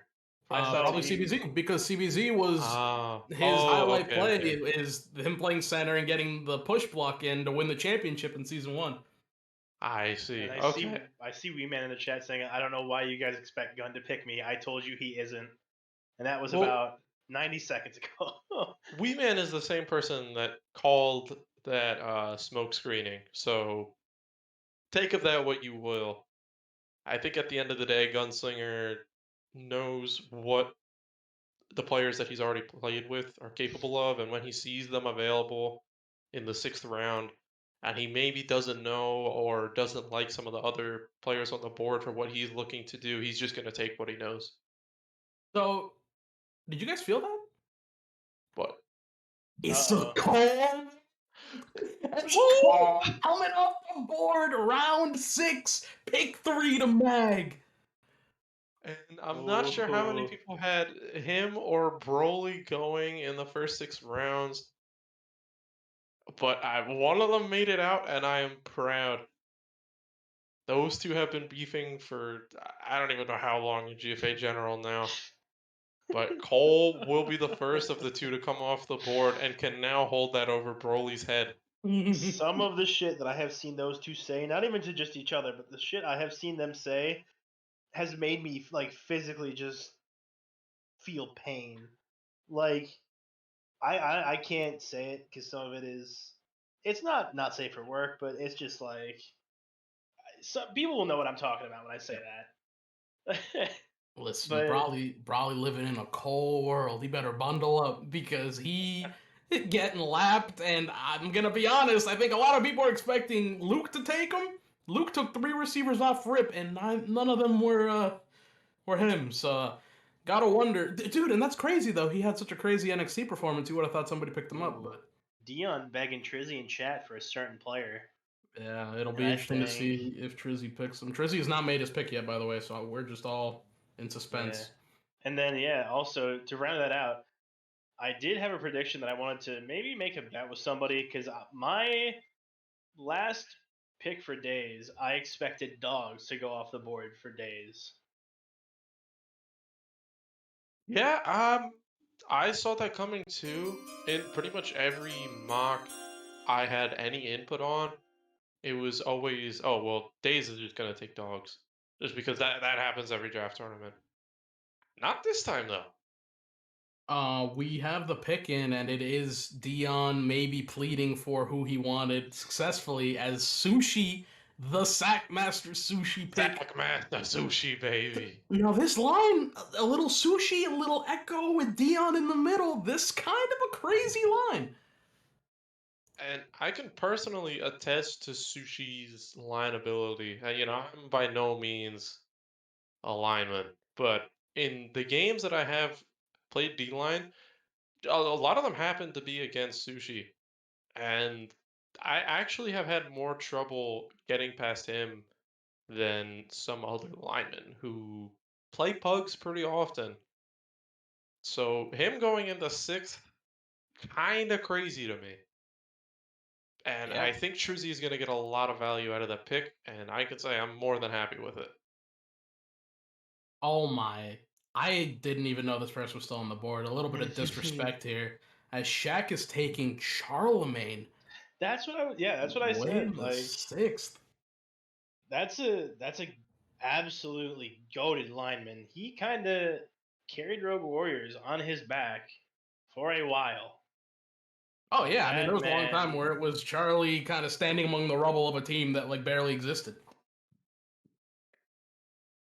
Yeah, and coming from, being a teammate with him on Fear, Charlie has always been a really good lineman, and I think that Rogue Warriors team, he's never really had a situation to show out as an individual. The Fear line as a unit was really good, and everybody talked about it as a unit.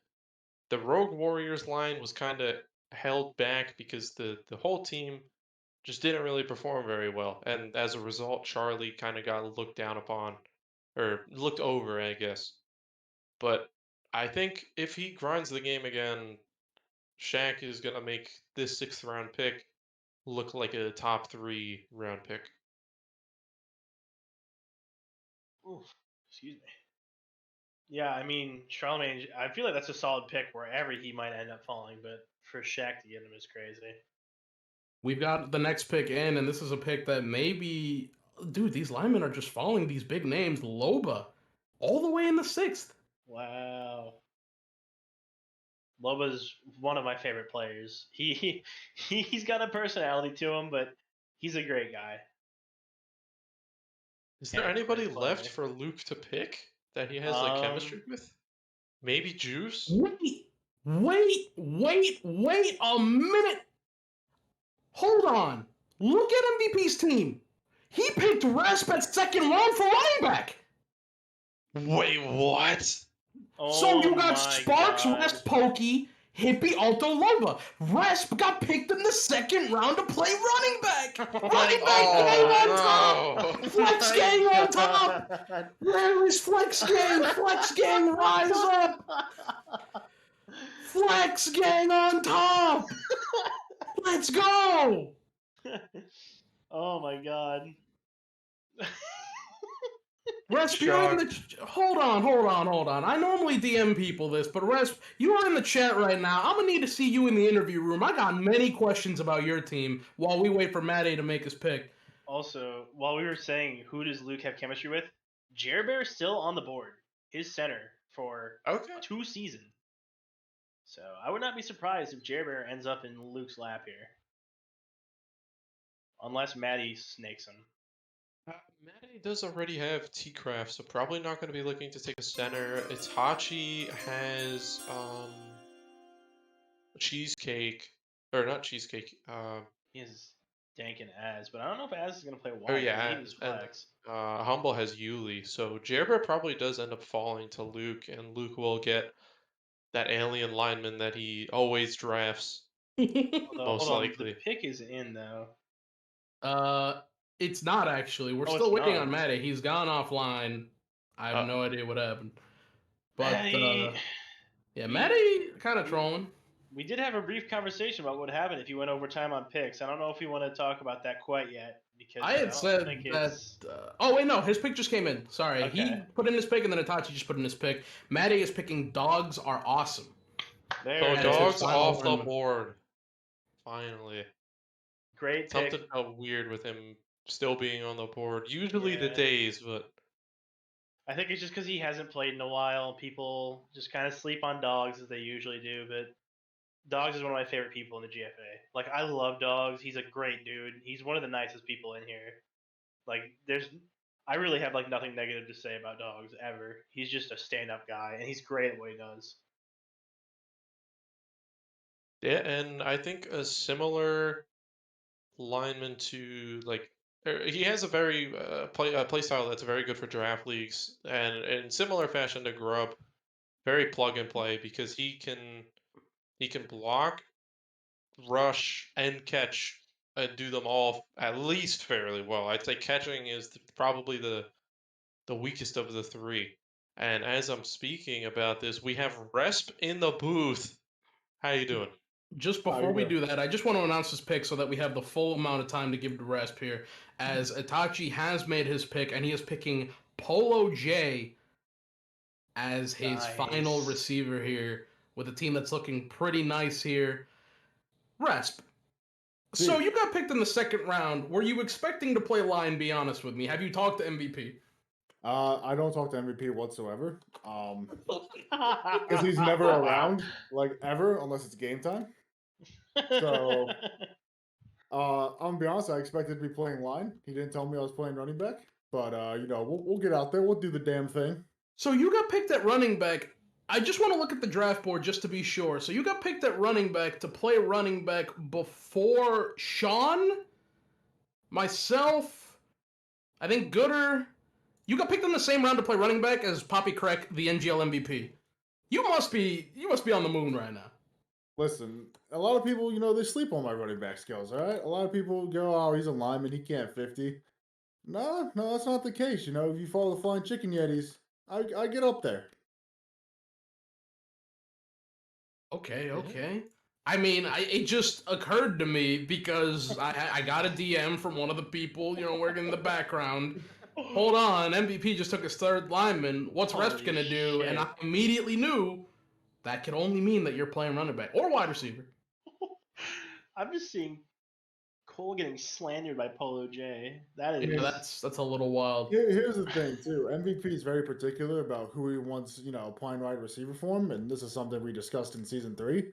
And he was happy with my running back performance against was it Spartans version 3? I forget their name in season 3. Trojans, I think it was. Yeah. One moment, we got the pick in as Dingo is actually taking. I mean, this is a great pick. He is taking Spork, confirming the rumors that Yuli would be playing tackle for this season. I'm also getting messages from MVP in all caps. I just want to read from MVP.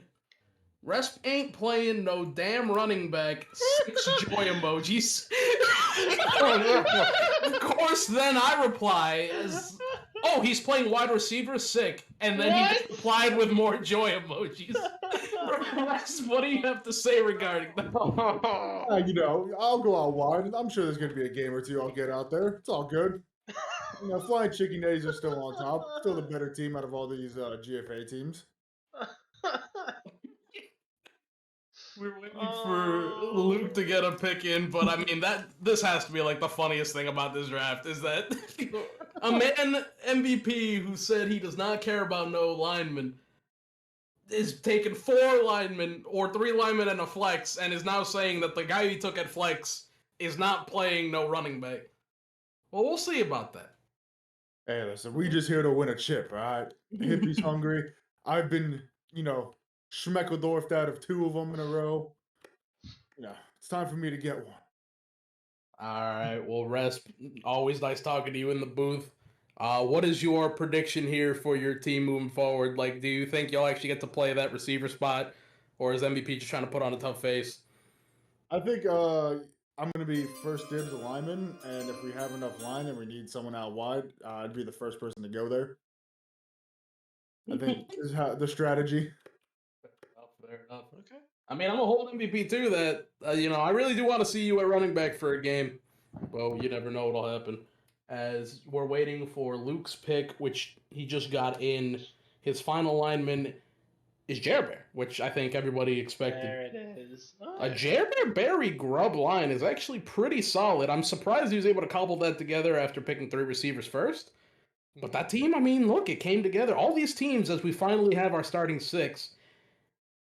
I mean, this draft was so deep, man. Like, that's crazy. The only concern I have with Luke's team is that by, delaying picking a lineman until the 4th round, some of these teams, like Itachi's team, even my team, that have just, guys who are known for getting really good pressure off the D-line, especially with the dropback nerf, which hurts Luke's playstyle out of all these quarterbacks the most, probably. I think maybe with that nerf in mind, he maybe should have gotten some of the line a bit earlier. Not and feel that. maybe gone for some of the more big name guys just to get somebody he can, immediately get some trust with straight off the get go. We just got the first pick of the sub rounds in, and it is Big Fi, Wi-Fi, coming off the board to Luke here. Wi-Fi, one of the leading instigators of the GFA, kind of took up the mantle of some of those who have, put their GFA general days behind them. Definitely a funny personality in him. Anytime he joins a call, the atmosphere is just incredibly lighthearted, and I think, especially with him in the comms, whether he's playing or not, Luke's team will have a good time playing the game. We've got the sort of maybe mastermind, maybe just run along lineman for the Cincinnati Grid here, Humble, as we wait for the pick here. Oh, is it in? Is it Sav? It's Sav? It is Sav. Hey! Humble, so Yuli is playing tackle, and you have now taken Sav as your first sub. What do you think of this team so far? Yeah, I think it's pretty tough. Listen, I like a lot of people on the team. The Yumi record, we're gonna get active. We're gonna troll Dingo to the point where he never wants a quarterback in the GFA again. I promise you that. That would be an interesting plot this Who do whole you think time. are some of the better players available? Players who kind of went under the radar. Have you sort of taken a look at the board? Because I know that you were surprised that there were a couple people available in my DMs. I mean, not really. Everyone on the board. Everyone on the board, I think, I pretty much saw being available late. I think most people have been taken. Do you have Dan? I think Dan's a pretty good O-line. Surprised he wasn't taken around up some of these teams, but besides that, there's not really anyone else that I think is getting robbed here. Maybe Matt too. Matt's kind of getting robbed. Feel that? We got the next pick in from Itachi, and it is Blurry, who I don't even know how he's still on the board, but that's fair enough game, I suppose. Itachi, I feel like Itachi has gotten a lot of value late. I mean, when you think Anki and then Chief in the second, Az in the third, Dank, Bloopy, Polo, now Blurry, he's more or less picked best player available the entire draft, and it's worked out for him. Yeah. I think especially Bloopy in the fifth. Or excuse me, in the fourth. No, wait, that is the fifth. That might be the steal of the draft. Yeah. Yeah, I don't know. We'll have to see how it turns out in the season, though. Yeah, for sure, for sure. I just wanted to say too, real quick. Oh yeah, Humble. No, we're good. Of all the people in this booth that signed up, there's only one left that's still on the board. I think it might remain that way, unfortunately. We actually just mentioned his name, but Mate going with his brother in name, Matt, in the sub round. And, I mean, that's... Who is better to call on when you really need somebody to sub in at receiver and hold it down than Matt? Matt honestly could have been a starter based on some of the picks we've seen. That's a really, really nice pick there for Matt.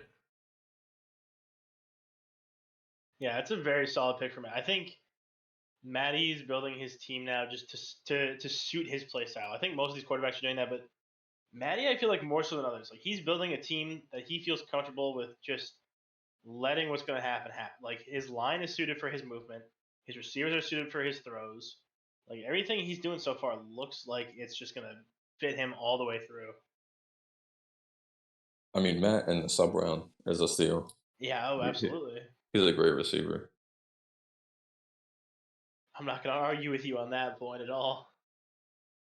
Oh, MVP taking somebody who is one of my favorite players in the GFA. E. Parkett, a.k.a. Esset, the Goon Squad Demon, off the board. Fellow Osu enjoyer. I'm glad to see him finally jump off the board. Crazy pick there to pick E-Parkit.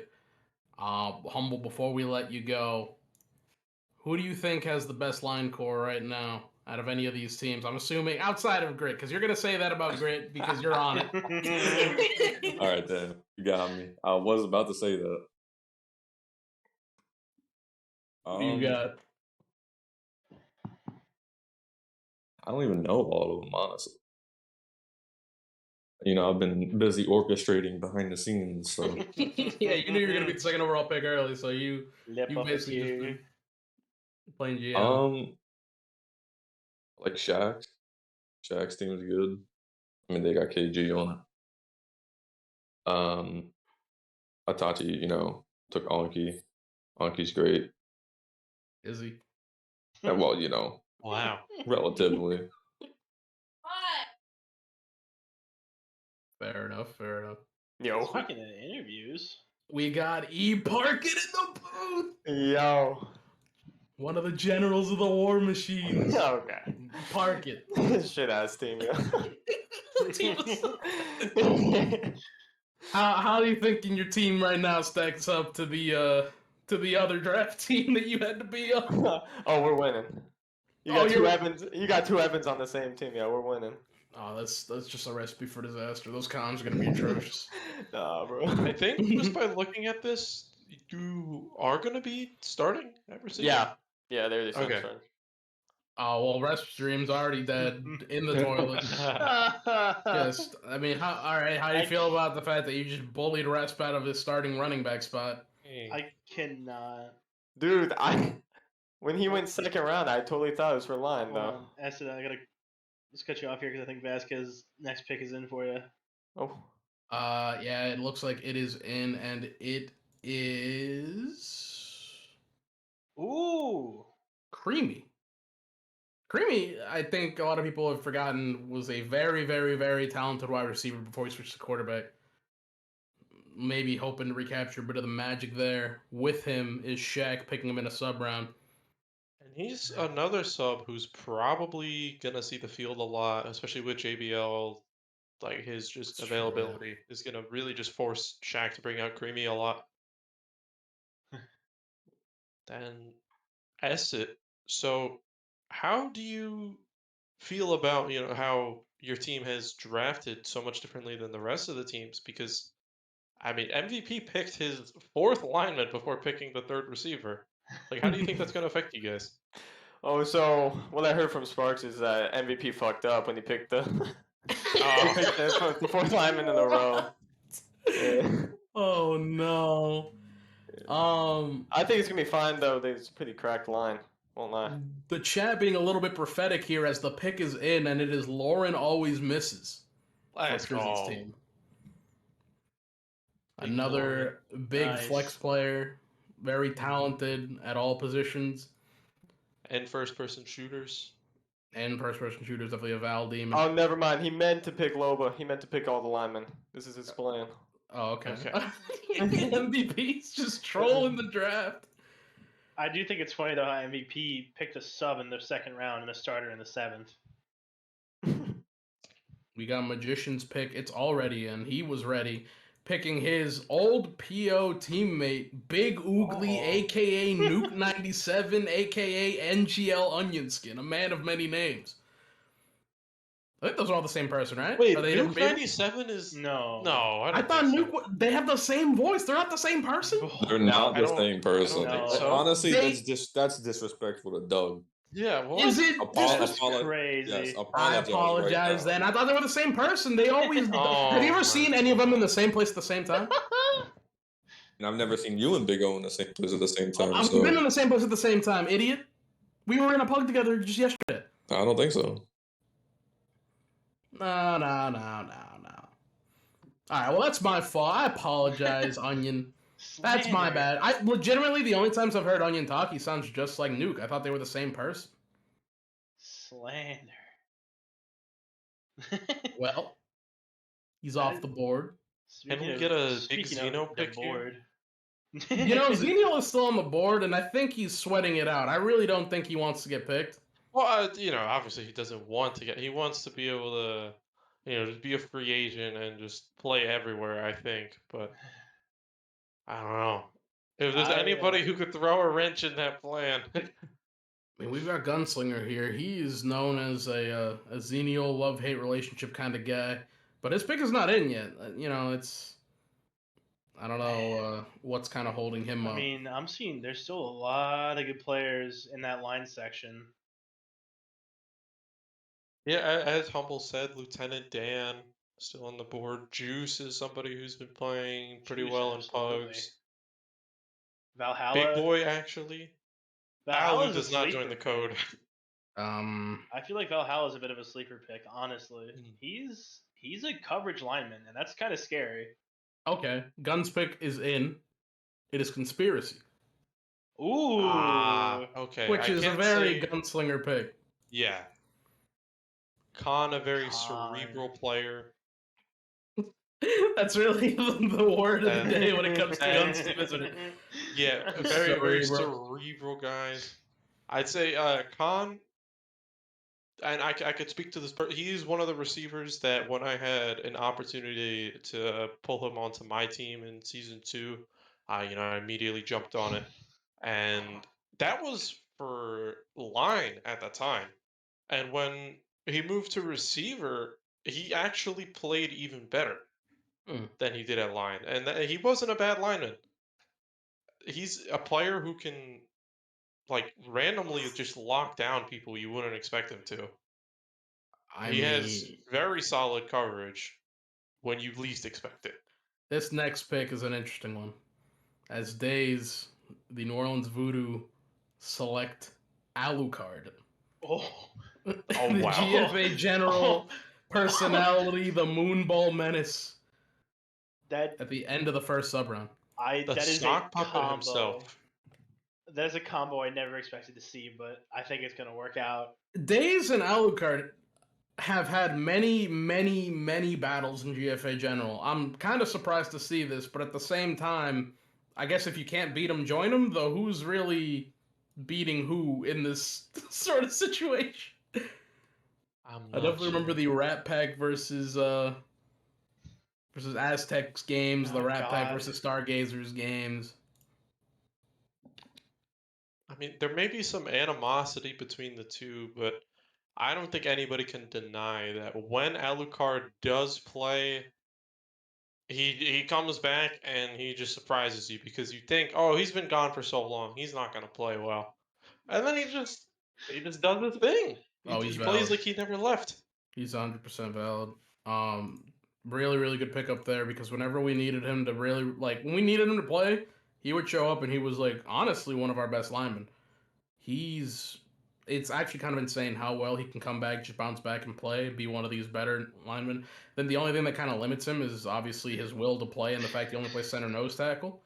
But, at the end of the day, you take the good with the bad. Sub round, this is where you get the people who only show up when you really need them. As Days' pick is in, and it is Broly. Ooh, there it is.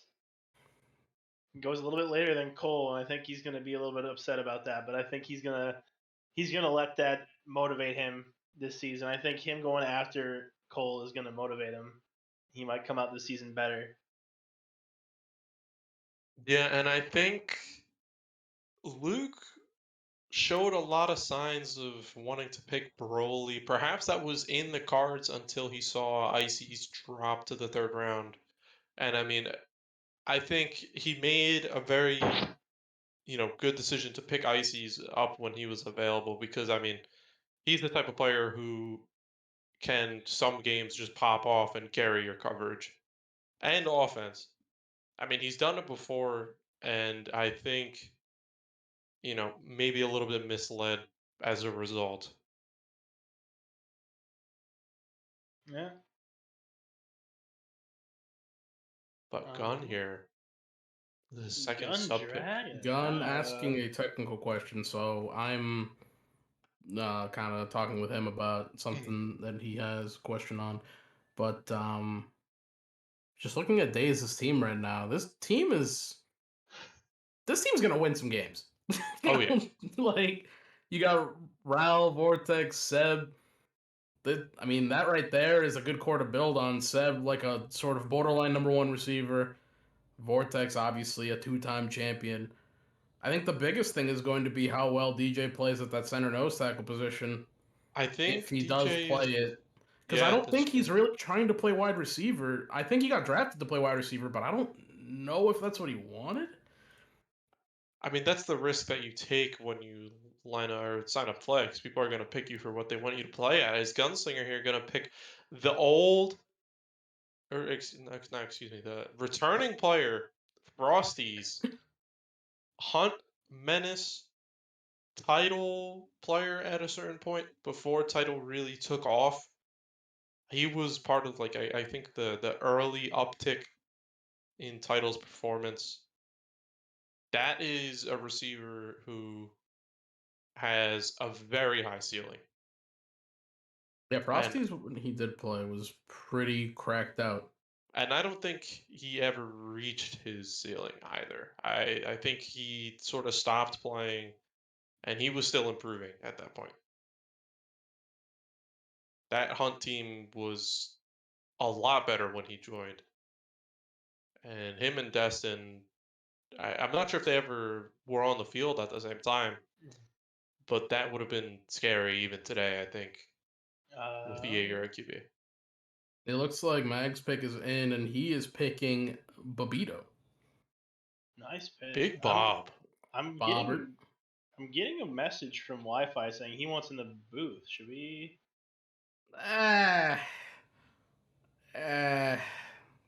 Probably He not, did because good we do picks. have another guest here. We have 2 guests actually who did want to be included. That I'm hoping to get on here shortly. Just a little bit of a delay on them, but I did want to get some draft recaps from 2 players in particular. Okay. As we wait on this pick from Trizzy. Nope, we don't. He was very decisive, actually. He's picked immediately. He is picking Oski. Oh, good pick. That's true. That is an amazing pick. Chemistry pick right there. He does everything. He can play line, he can play receiver, he plays them both at a high level, and he's got great vibes. Oski is somebody who makes every single team he's on better. And I was thankful for him when he was on War Machines because he joined the code. Believe you me, we struggled to join the code, but Skeet did not struggle to join the code. He was there every single day. That is Skeet Kelsey right there. That man will come down with passes if you put him above his head. He's got long ass arms. Yeah, Skeet, he was on that Kingsman roster. He was there from the beginning to the end.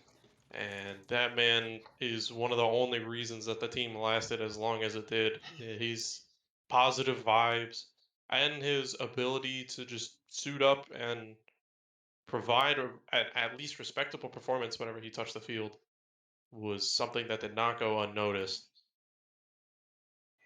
Is Anki in the booth here? Oh. We've got Shaq picking here. I just wanted to bring in Anki. We picked him a little bit earlier, but things are a little bit hectic, so I couldn't get him in the booth. Just wanted to get his thoughts on the draft to this point, as Shaq has picked Lieutenant Dan, middle of the 2nd round of subs. There's been some surprises for sure. I think the biggest one for me, Resp, the 2nd round. Yeah. Personally, I've had my problems with Resp, but even if you're MVP and you like Resp, I think strategically you can get him 3rd or 4th. But even then, you're picking him for running back or receiver. Like, that's crazy. Although I'm not sure, he could have, from what Esset said, maybe Loba is the backup. Although I'm not sure, they could be doing some No, type of apparently rotation. Resp is starting tackle, and he just wanted his sub lineman picked at the end of the starting rounds because he wanted a good sub lineman.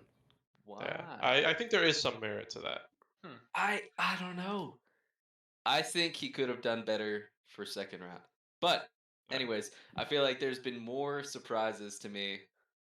Dogs in the 6th round specifically. MVP is picking an NGL teammate as he takes Spades second Nice. sub round. The curse. That's crazy too. I'm really hoping one specific player falls to us, and it's looking like it will. If Maddie takes a lineman, there is one guy I am looking at, and I am on my hands and knees praying that Stop I he think takes that we're him praying out. for the same Close player. your eyes. I think we're praying for the same player. Close your eyes. We're both big on this player, Anki. I'm really hoping that you're thinking of someone else, but I think I know the player you're thinking of. As I'm gonna Maddie's wait. pick is in, and I'm he is gonna wait till picking. Maddie picks. He's picking Juice. Oh my God! Thank the Lord. Close your eyes.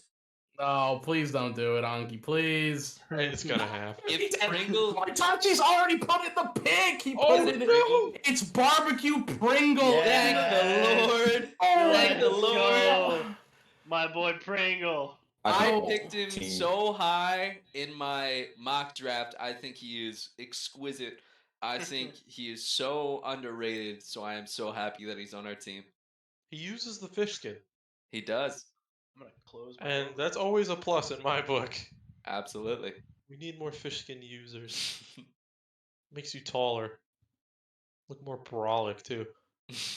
Yep. And- Man, that is a crazy pick. Crazy? That is a crazy pick. That isn't good. Like, why is it even Crazy, there? crazy for him to fall like He should that. have been picked in the top 6 rounds, to be entirely honest with you. I but, agree. I absolutely agree. All right, Dingo. My bad. I'm surprised another flex is on the board with Dingo picking. Dark. No. One very large man. Ooh. I Big thought- even.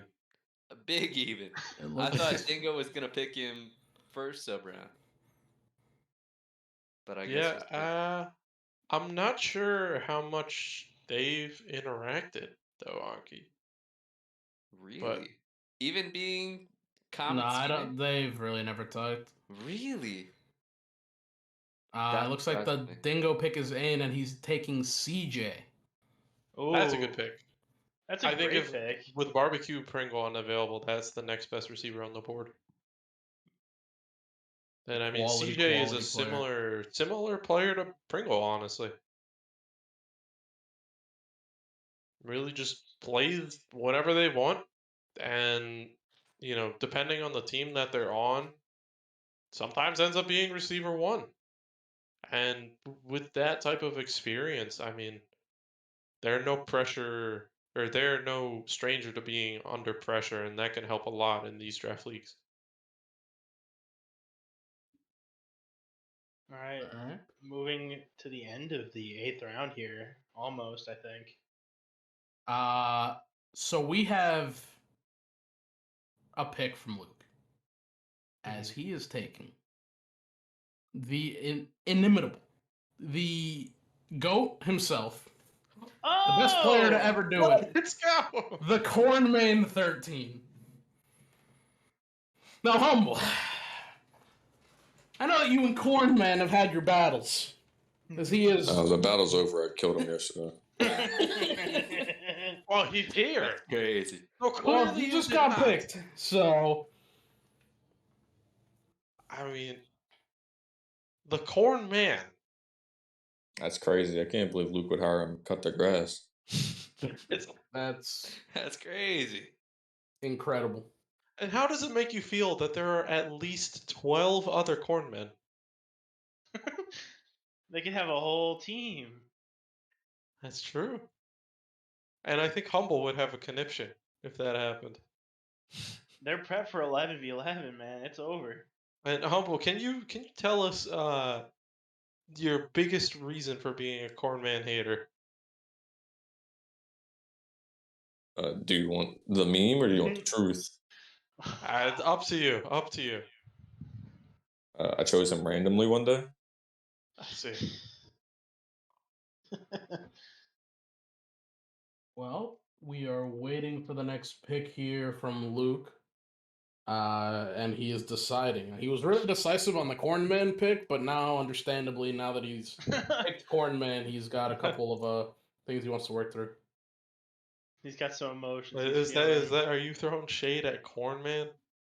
I think we might see a SOCOM pick this round. That's my prediction. Well, Lucas picked, and he's picking a different receiver. He's going with Big Octopus.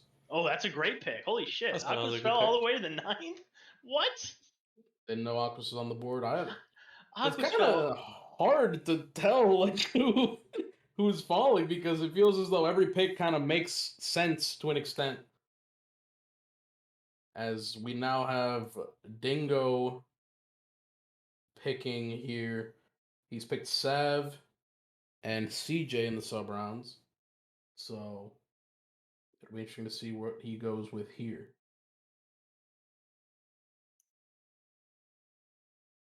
And it could be that big boy pick that Anki was alluding to. Not sure. I'd imagine if that happens, Humble, it would probably be you that does that, but I'm not gonna try to sway you one way or the other. There are some other guys on the board. You could snag the guy before he gets to Shaq.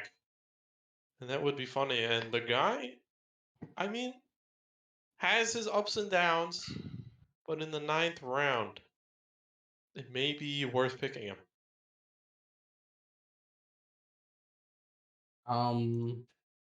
There's a question about availability that I'm being asked. Just give me a moment. And this is why we wanted everybody to give their availability. Yeah, because it's become pretty apparent that it's a pretty big deal here for some. Sushi, I see you saying that. Polo has been picked. Polo got picked by Itachi in like the 6th round. Yeah, oh yeah. Polo is a starter. His name is still on the board though. Oh. Double check that there isn't a different name missing because I think that happened to Alexander with KG.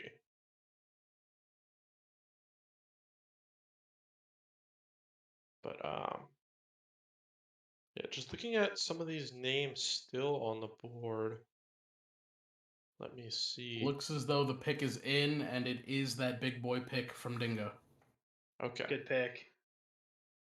And Flo still on the board. I'd imagine if he falls to MVP, will get scooped up pretty quickly. Who else do we have here? Any teams looking for backup quarterbacks may look to Red Robin or Malik. Oh, true. In the flex section. Looks like Itachi has made his pick right away, and he is picking Miski. No, he's there. So so Blazing Bow, not drafted by Itachi. I was almost certain that he would have gone Blazing Bow over Miski. A little bit of a head scratcher to me, but I mean he's played with both of them, so chemistry with either or. Neither of them, receivers. Normally, both of them, quarterbacks had their struggles in the NGL season. But, I mean, they've been playing receiver for Itachi's Mad Cats, so. Okay, we've got the next pick here. It is, I'm going to read the message itself. He said, give me the man, the myth, the legend, the man in the booth himself, the underrated demon, Milk. Finally, Jesus Christ. I mean, I knew it was going to happen. I knew it was going to fall at the end of the draft. It's fine. I mean, how relieved are you feeling that you got picked here, though? I mean, I'm happy. I did kind of want to explore free agency, but I had a feeling I wasn't going to get picked up in free agency, so I'm kind of happy things turned out the way they did. Plus, being a sub gives me time to cast. I won't be a first option, so this is a great team, though. I'm happy about the spot I got. For sure, makes sense. We are awaiting the next pick here from... Who's on the clock right now? It's MVP, right? Yeah. So if logic holds up, Hostilius Flow should be the pick here. But MVP has thrown a couple surprises at us already, so pretty much nothing guaranteed with this. So looking at the He rest just of the took players. Costilius Flow. So Okay, yeah. Flow off the board here. About right. A lot of receivers taken, I feel like there, but seeing as he has rest to be like that sort of super flex, it makes sense that he kind of went heavier on receivers. As we've got Shaq here drafting. What does Shaq need? Shaq could go either receiver or line here. Probably smarter to go receiver though, considering that the least available player is likely to be JBL at receiver. That's valid, yeah. So I'd imagine maybe somebody. It could go Frosty just for old time's sakes. Gucci Boy Jim still on the board. Oh, I yeah, think Jim. I think Frosty makes the most sense here for Shaq. Usually he looks to target Frosty super late. Florine as well. Somebody slept on, I think, that does or would earn his spot in the sub round. Not sure if Shaq has played with him at all, but Florine is a solid player. Shaq has made the pick. It is MJ Nance. Nice. Let's go. I'm happy to see MJ go off the board. He took a break. I don't think he played much. Well, he did play season 3. He was on Red Clover, but after Red Clover got eliminated, he's kind of said deuces to the game for a little bit and been not AWOL, but he's just been kind of sitting on the sidelines watching stuff happen. He signed up, and I'm happy he got drafted. He deserves it. MJ is a very solid player. He has some availability things going on with his work, but he's definitely been very good when drafted. As Trizzy has picked the Law. Nice. The owner, of course, of Goon Squad and the co-commissioner of the GFA. And then Mag, throwing in his pick immediately, is picking base. The Snipe Gunslinger's potential sub pick from the original Go Factory roster that, I mean, I've been around the GFA for a little, probably a year and 8 months. And this guy was there before me. And I think he also left before I had joined. So this is this is the returning player of all returning players. Now this brings to the question though: who is Gunslinger gonna pick here? Like, there's some options left, and like looking at the way his team is formatted right now, I can only assume he's gonna go for a flex player. But who exactly he's gonna go for, I don't know. My best guess is either Malik or Nix, but he's already got 2 quarterback backups, so he might not go Malik. If I'm Gun, I'd probably go line back up here and looking at these names. Not much. I know he doesn't want to be. I know he wants to be a free agent just for the meme, but Zeno is sitting there. And okay, Gun is hyping up this pick. He said not 1, not 2, not 3, not 4, and now he's still typing. Wow. I don't know what this means. Oh my god, but I know what it means. 5 tool. That's what it means. Not 1, not 2, not 3, but 5 tool off the board. One of the best quarterbacks sorry. in the game as of November 2020. 5 tool finding his way onto the board. I have a prediction for Mr. Irrelevant, and I think everybody might have the same idea. The ultimate troll would be picking Alucard and Xenio. Oh my god, that would be gross. But Alucard's already off the board. No, that's what he's saying. Like picking Xeno to go with Alu. And yeah, you'll just never have a backup lineman who's like but that's available often. That's such a mad toxic line. So Jim would make sense. I think you probably have to go line though with Alucard's availability. Soy Boy actually still on the board. So Days is drafting for Mr. Irrelevant here, and she's having the moral quandary because she doesn't want to make anyone Mr. Irrelevant, but She has to because she has the last Yeah. pick. She did it! She did it! No! Dark it- Subject Yes! is the Yes! back-to-back Mr. Irrelevant of the drafts! I got so worried you were about to say Two-time. Zeno. 2-time. Let's go. Dark Subject. Unbelievable. And that's Dark- the draft. Dark Subject in drafts is like Vortex in the regular season, man. Back to back, 2 in a row. He's done it. He's made it happen. He's got that crown, that nickname, Mr. Irrelevant. But we love him. That is Wow. crazy. That, well, I mean, and just to sort of cap things off, because I'm getting questions about it, if you are an undrafted free agent, again, you can sign with any team you would like. You can leave the team if you would like. You're not bound to any sort of obligation. You are free to play for whoever. The only limit is, of course, that once you leave a team, you can only join one other team that week. So you can play for a max of 2 teams per week. Is there a limit on how many free agents are You get 2 allowed on undrafted a free team at a agent time? spots per team. Okay. Yeah. So I just wanted to make that clear so we nobody gets any ideas of, signing like a whole list of people from free agency. But Dark Subject, 2-time Mr. Irrelevant.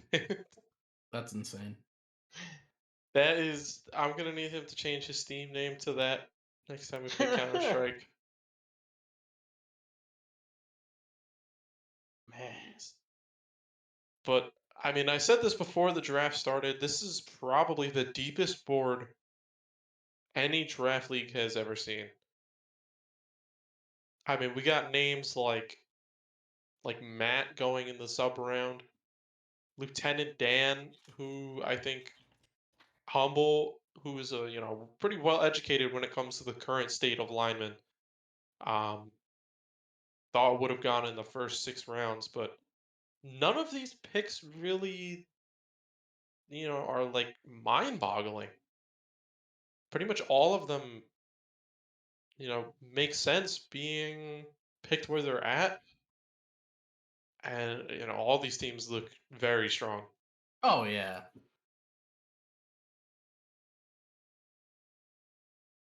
I'm not sure. Now, Milk, do you have like a clear favorite just looking at these rosters on paper? That's tough. That is actually really tough. I just got a message from Wi-Fi. I can't read that. I cannot read that Wi-Fi. That's foul, dude. But I think the best team here. Man, I mean, Gunslinger's got a great team. Shaq's got a great team. Trizzy's got a great team. Like all these teams are great. There's pros and cons about every team, and every team is built to suit the quarterback. So I don't know how I can critique these teams. I'm gonna It's be just honest. so hard. I am of mixed feelings on Grit because that's gonna be one of the most fun teams in the league for sure. However, this line play is going to be disgusting, and our 50ing is going to be disgusting in the opposite way. That's true. This is going to. We're gonna have to get into like the all receiver 50 lab. We gotta figure it out. Hopefully, our line. I mean, with Yuli and Humble, I don't think maybe quarterbacks won't have time to throw the 50. To be honest, that's kind of what we have to bank on. And I think I will give my 2 cents. My team aside, because I think my team is always the best team. But I think your team, just in the pressure that the D line will create, especially against teams where there isn't much pre-existing chemistry between the quarterback and the lines that they've selected, will probably win a couple games on its own. Shaq getting Vanilla Cheesecake and Deadpool in the first 3 rounds is kinda crazy. And Gunslinger getting JBX and Poppy Shrek on the same team. That's gonna be like, I guess, the opposite of the I believe Cincinnati Grit Dingoes team, where we have this one team that has a line that's gonna potentially beat the brakes off of some of these other teams, and a coverage that's just not gonna let anything through in some games. I just love that phrase. You get to beat the brakes off somebody. But man, this was a very fun draft, and the remaining players, a lot of talent. So I'm excited to see how free agency is going to shake up. I want to see some of these contracts. I want to see some of these lucrative deals these players. We've got a couple of transactions already. If we want to announce them on air. Yeah. Well, with the first transaction of the GFAX season, the Chicago Express have signed Zenial Stratos. Oh, I don't see that in the transactions. Well, yeah, we're gonna unlock the channel, but I'm just saying I've got messages flying in, and the Cincinnati Grit have signed Insanity. Also, yeah, Detroit signs Seth 4J, the Chaos Ball God. Okay. So yeah, I mean we're gonna cut the stream here soon. We obviously keep a look at transactions that'll probably be popping for a little bit there. Obviously, again, undrafted free agents can leave their teams, they can get cut, picked up, etc. So that'll be a fluid situation. Dragon sign Jim. Good pickup. I was gonna message Matty to sign him, but he did it on his own accord. Good job, Matty. You read my mind. All right. Well, that'll do it for us. Milk, Gooder, Vaz in the booth. Big credit to Soup who came up with the graphics for the stream. Amazing job. The best production quality we've seen for the GFA literally ever. I don't think that point can even be debated. Sean, a huge help with the draft board, moving people around. Definitely appreciate him as well. But that'll be it for us. I just stay tuned for what should be an exciting first week. We're gonna get started right away. You know, people can take the weekend to pug, scrim, whatever, and then league games. Captains are free to schedule as soon as Monday, so you know we're ready to get active. But do you two have anything else you want to say to anyone? No, I think somebody better sign SOCOM in the free agency. That's all I gotta say. I will second that, I guess, and that'll be it from me for tonight. Thank you for having me. Yeah, thank y'all so much. And another huge thank you to Soup and Sean for managing the board and the scenes. Like this is probably one of the most incredible setups I've seen for any kind of presentation for Gridiron ever. And Soup masterminded pretty much all of it. So I mean I can't give him enough credit for setting all this up and letting it be the way that it is. So thank you, Soup, so much for all this. All right. Yep.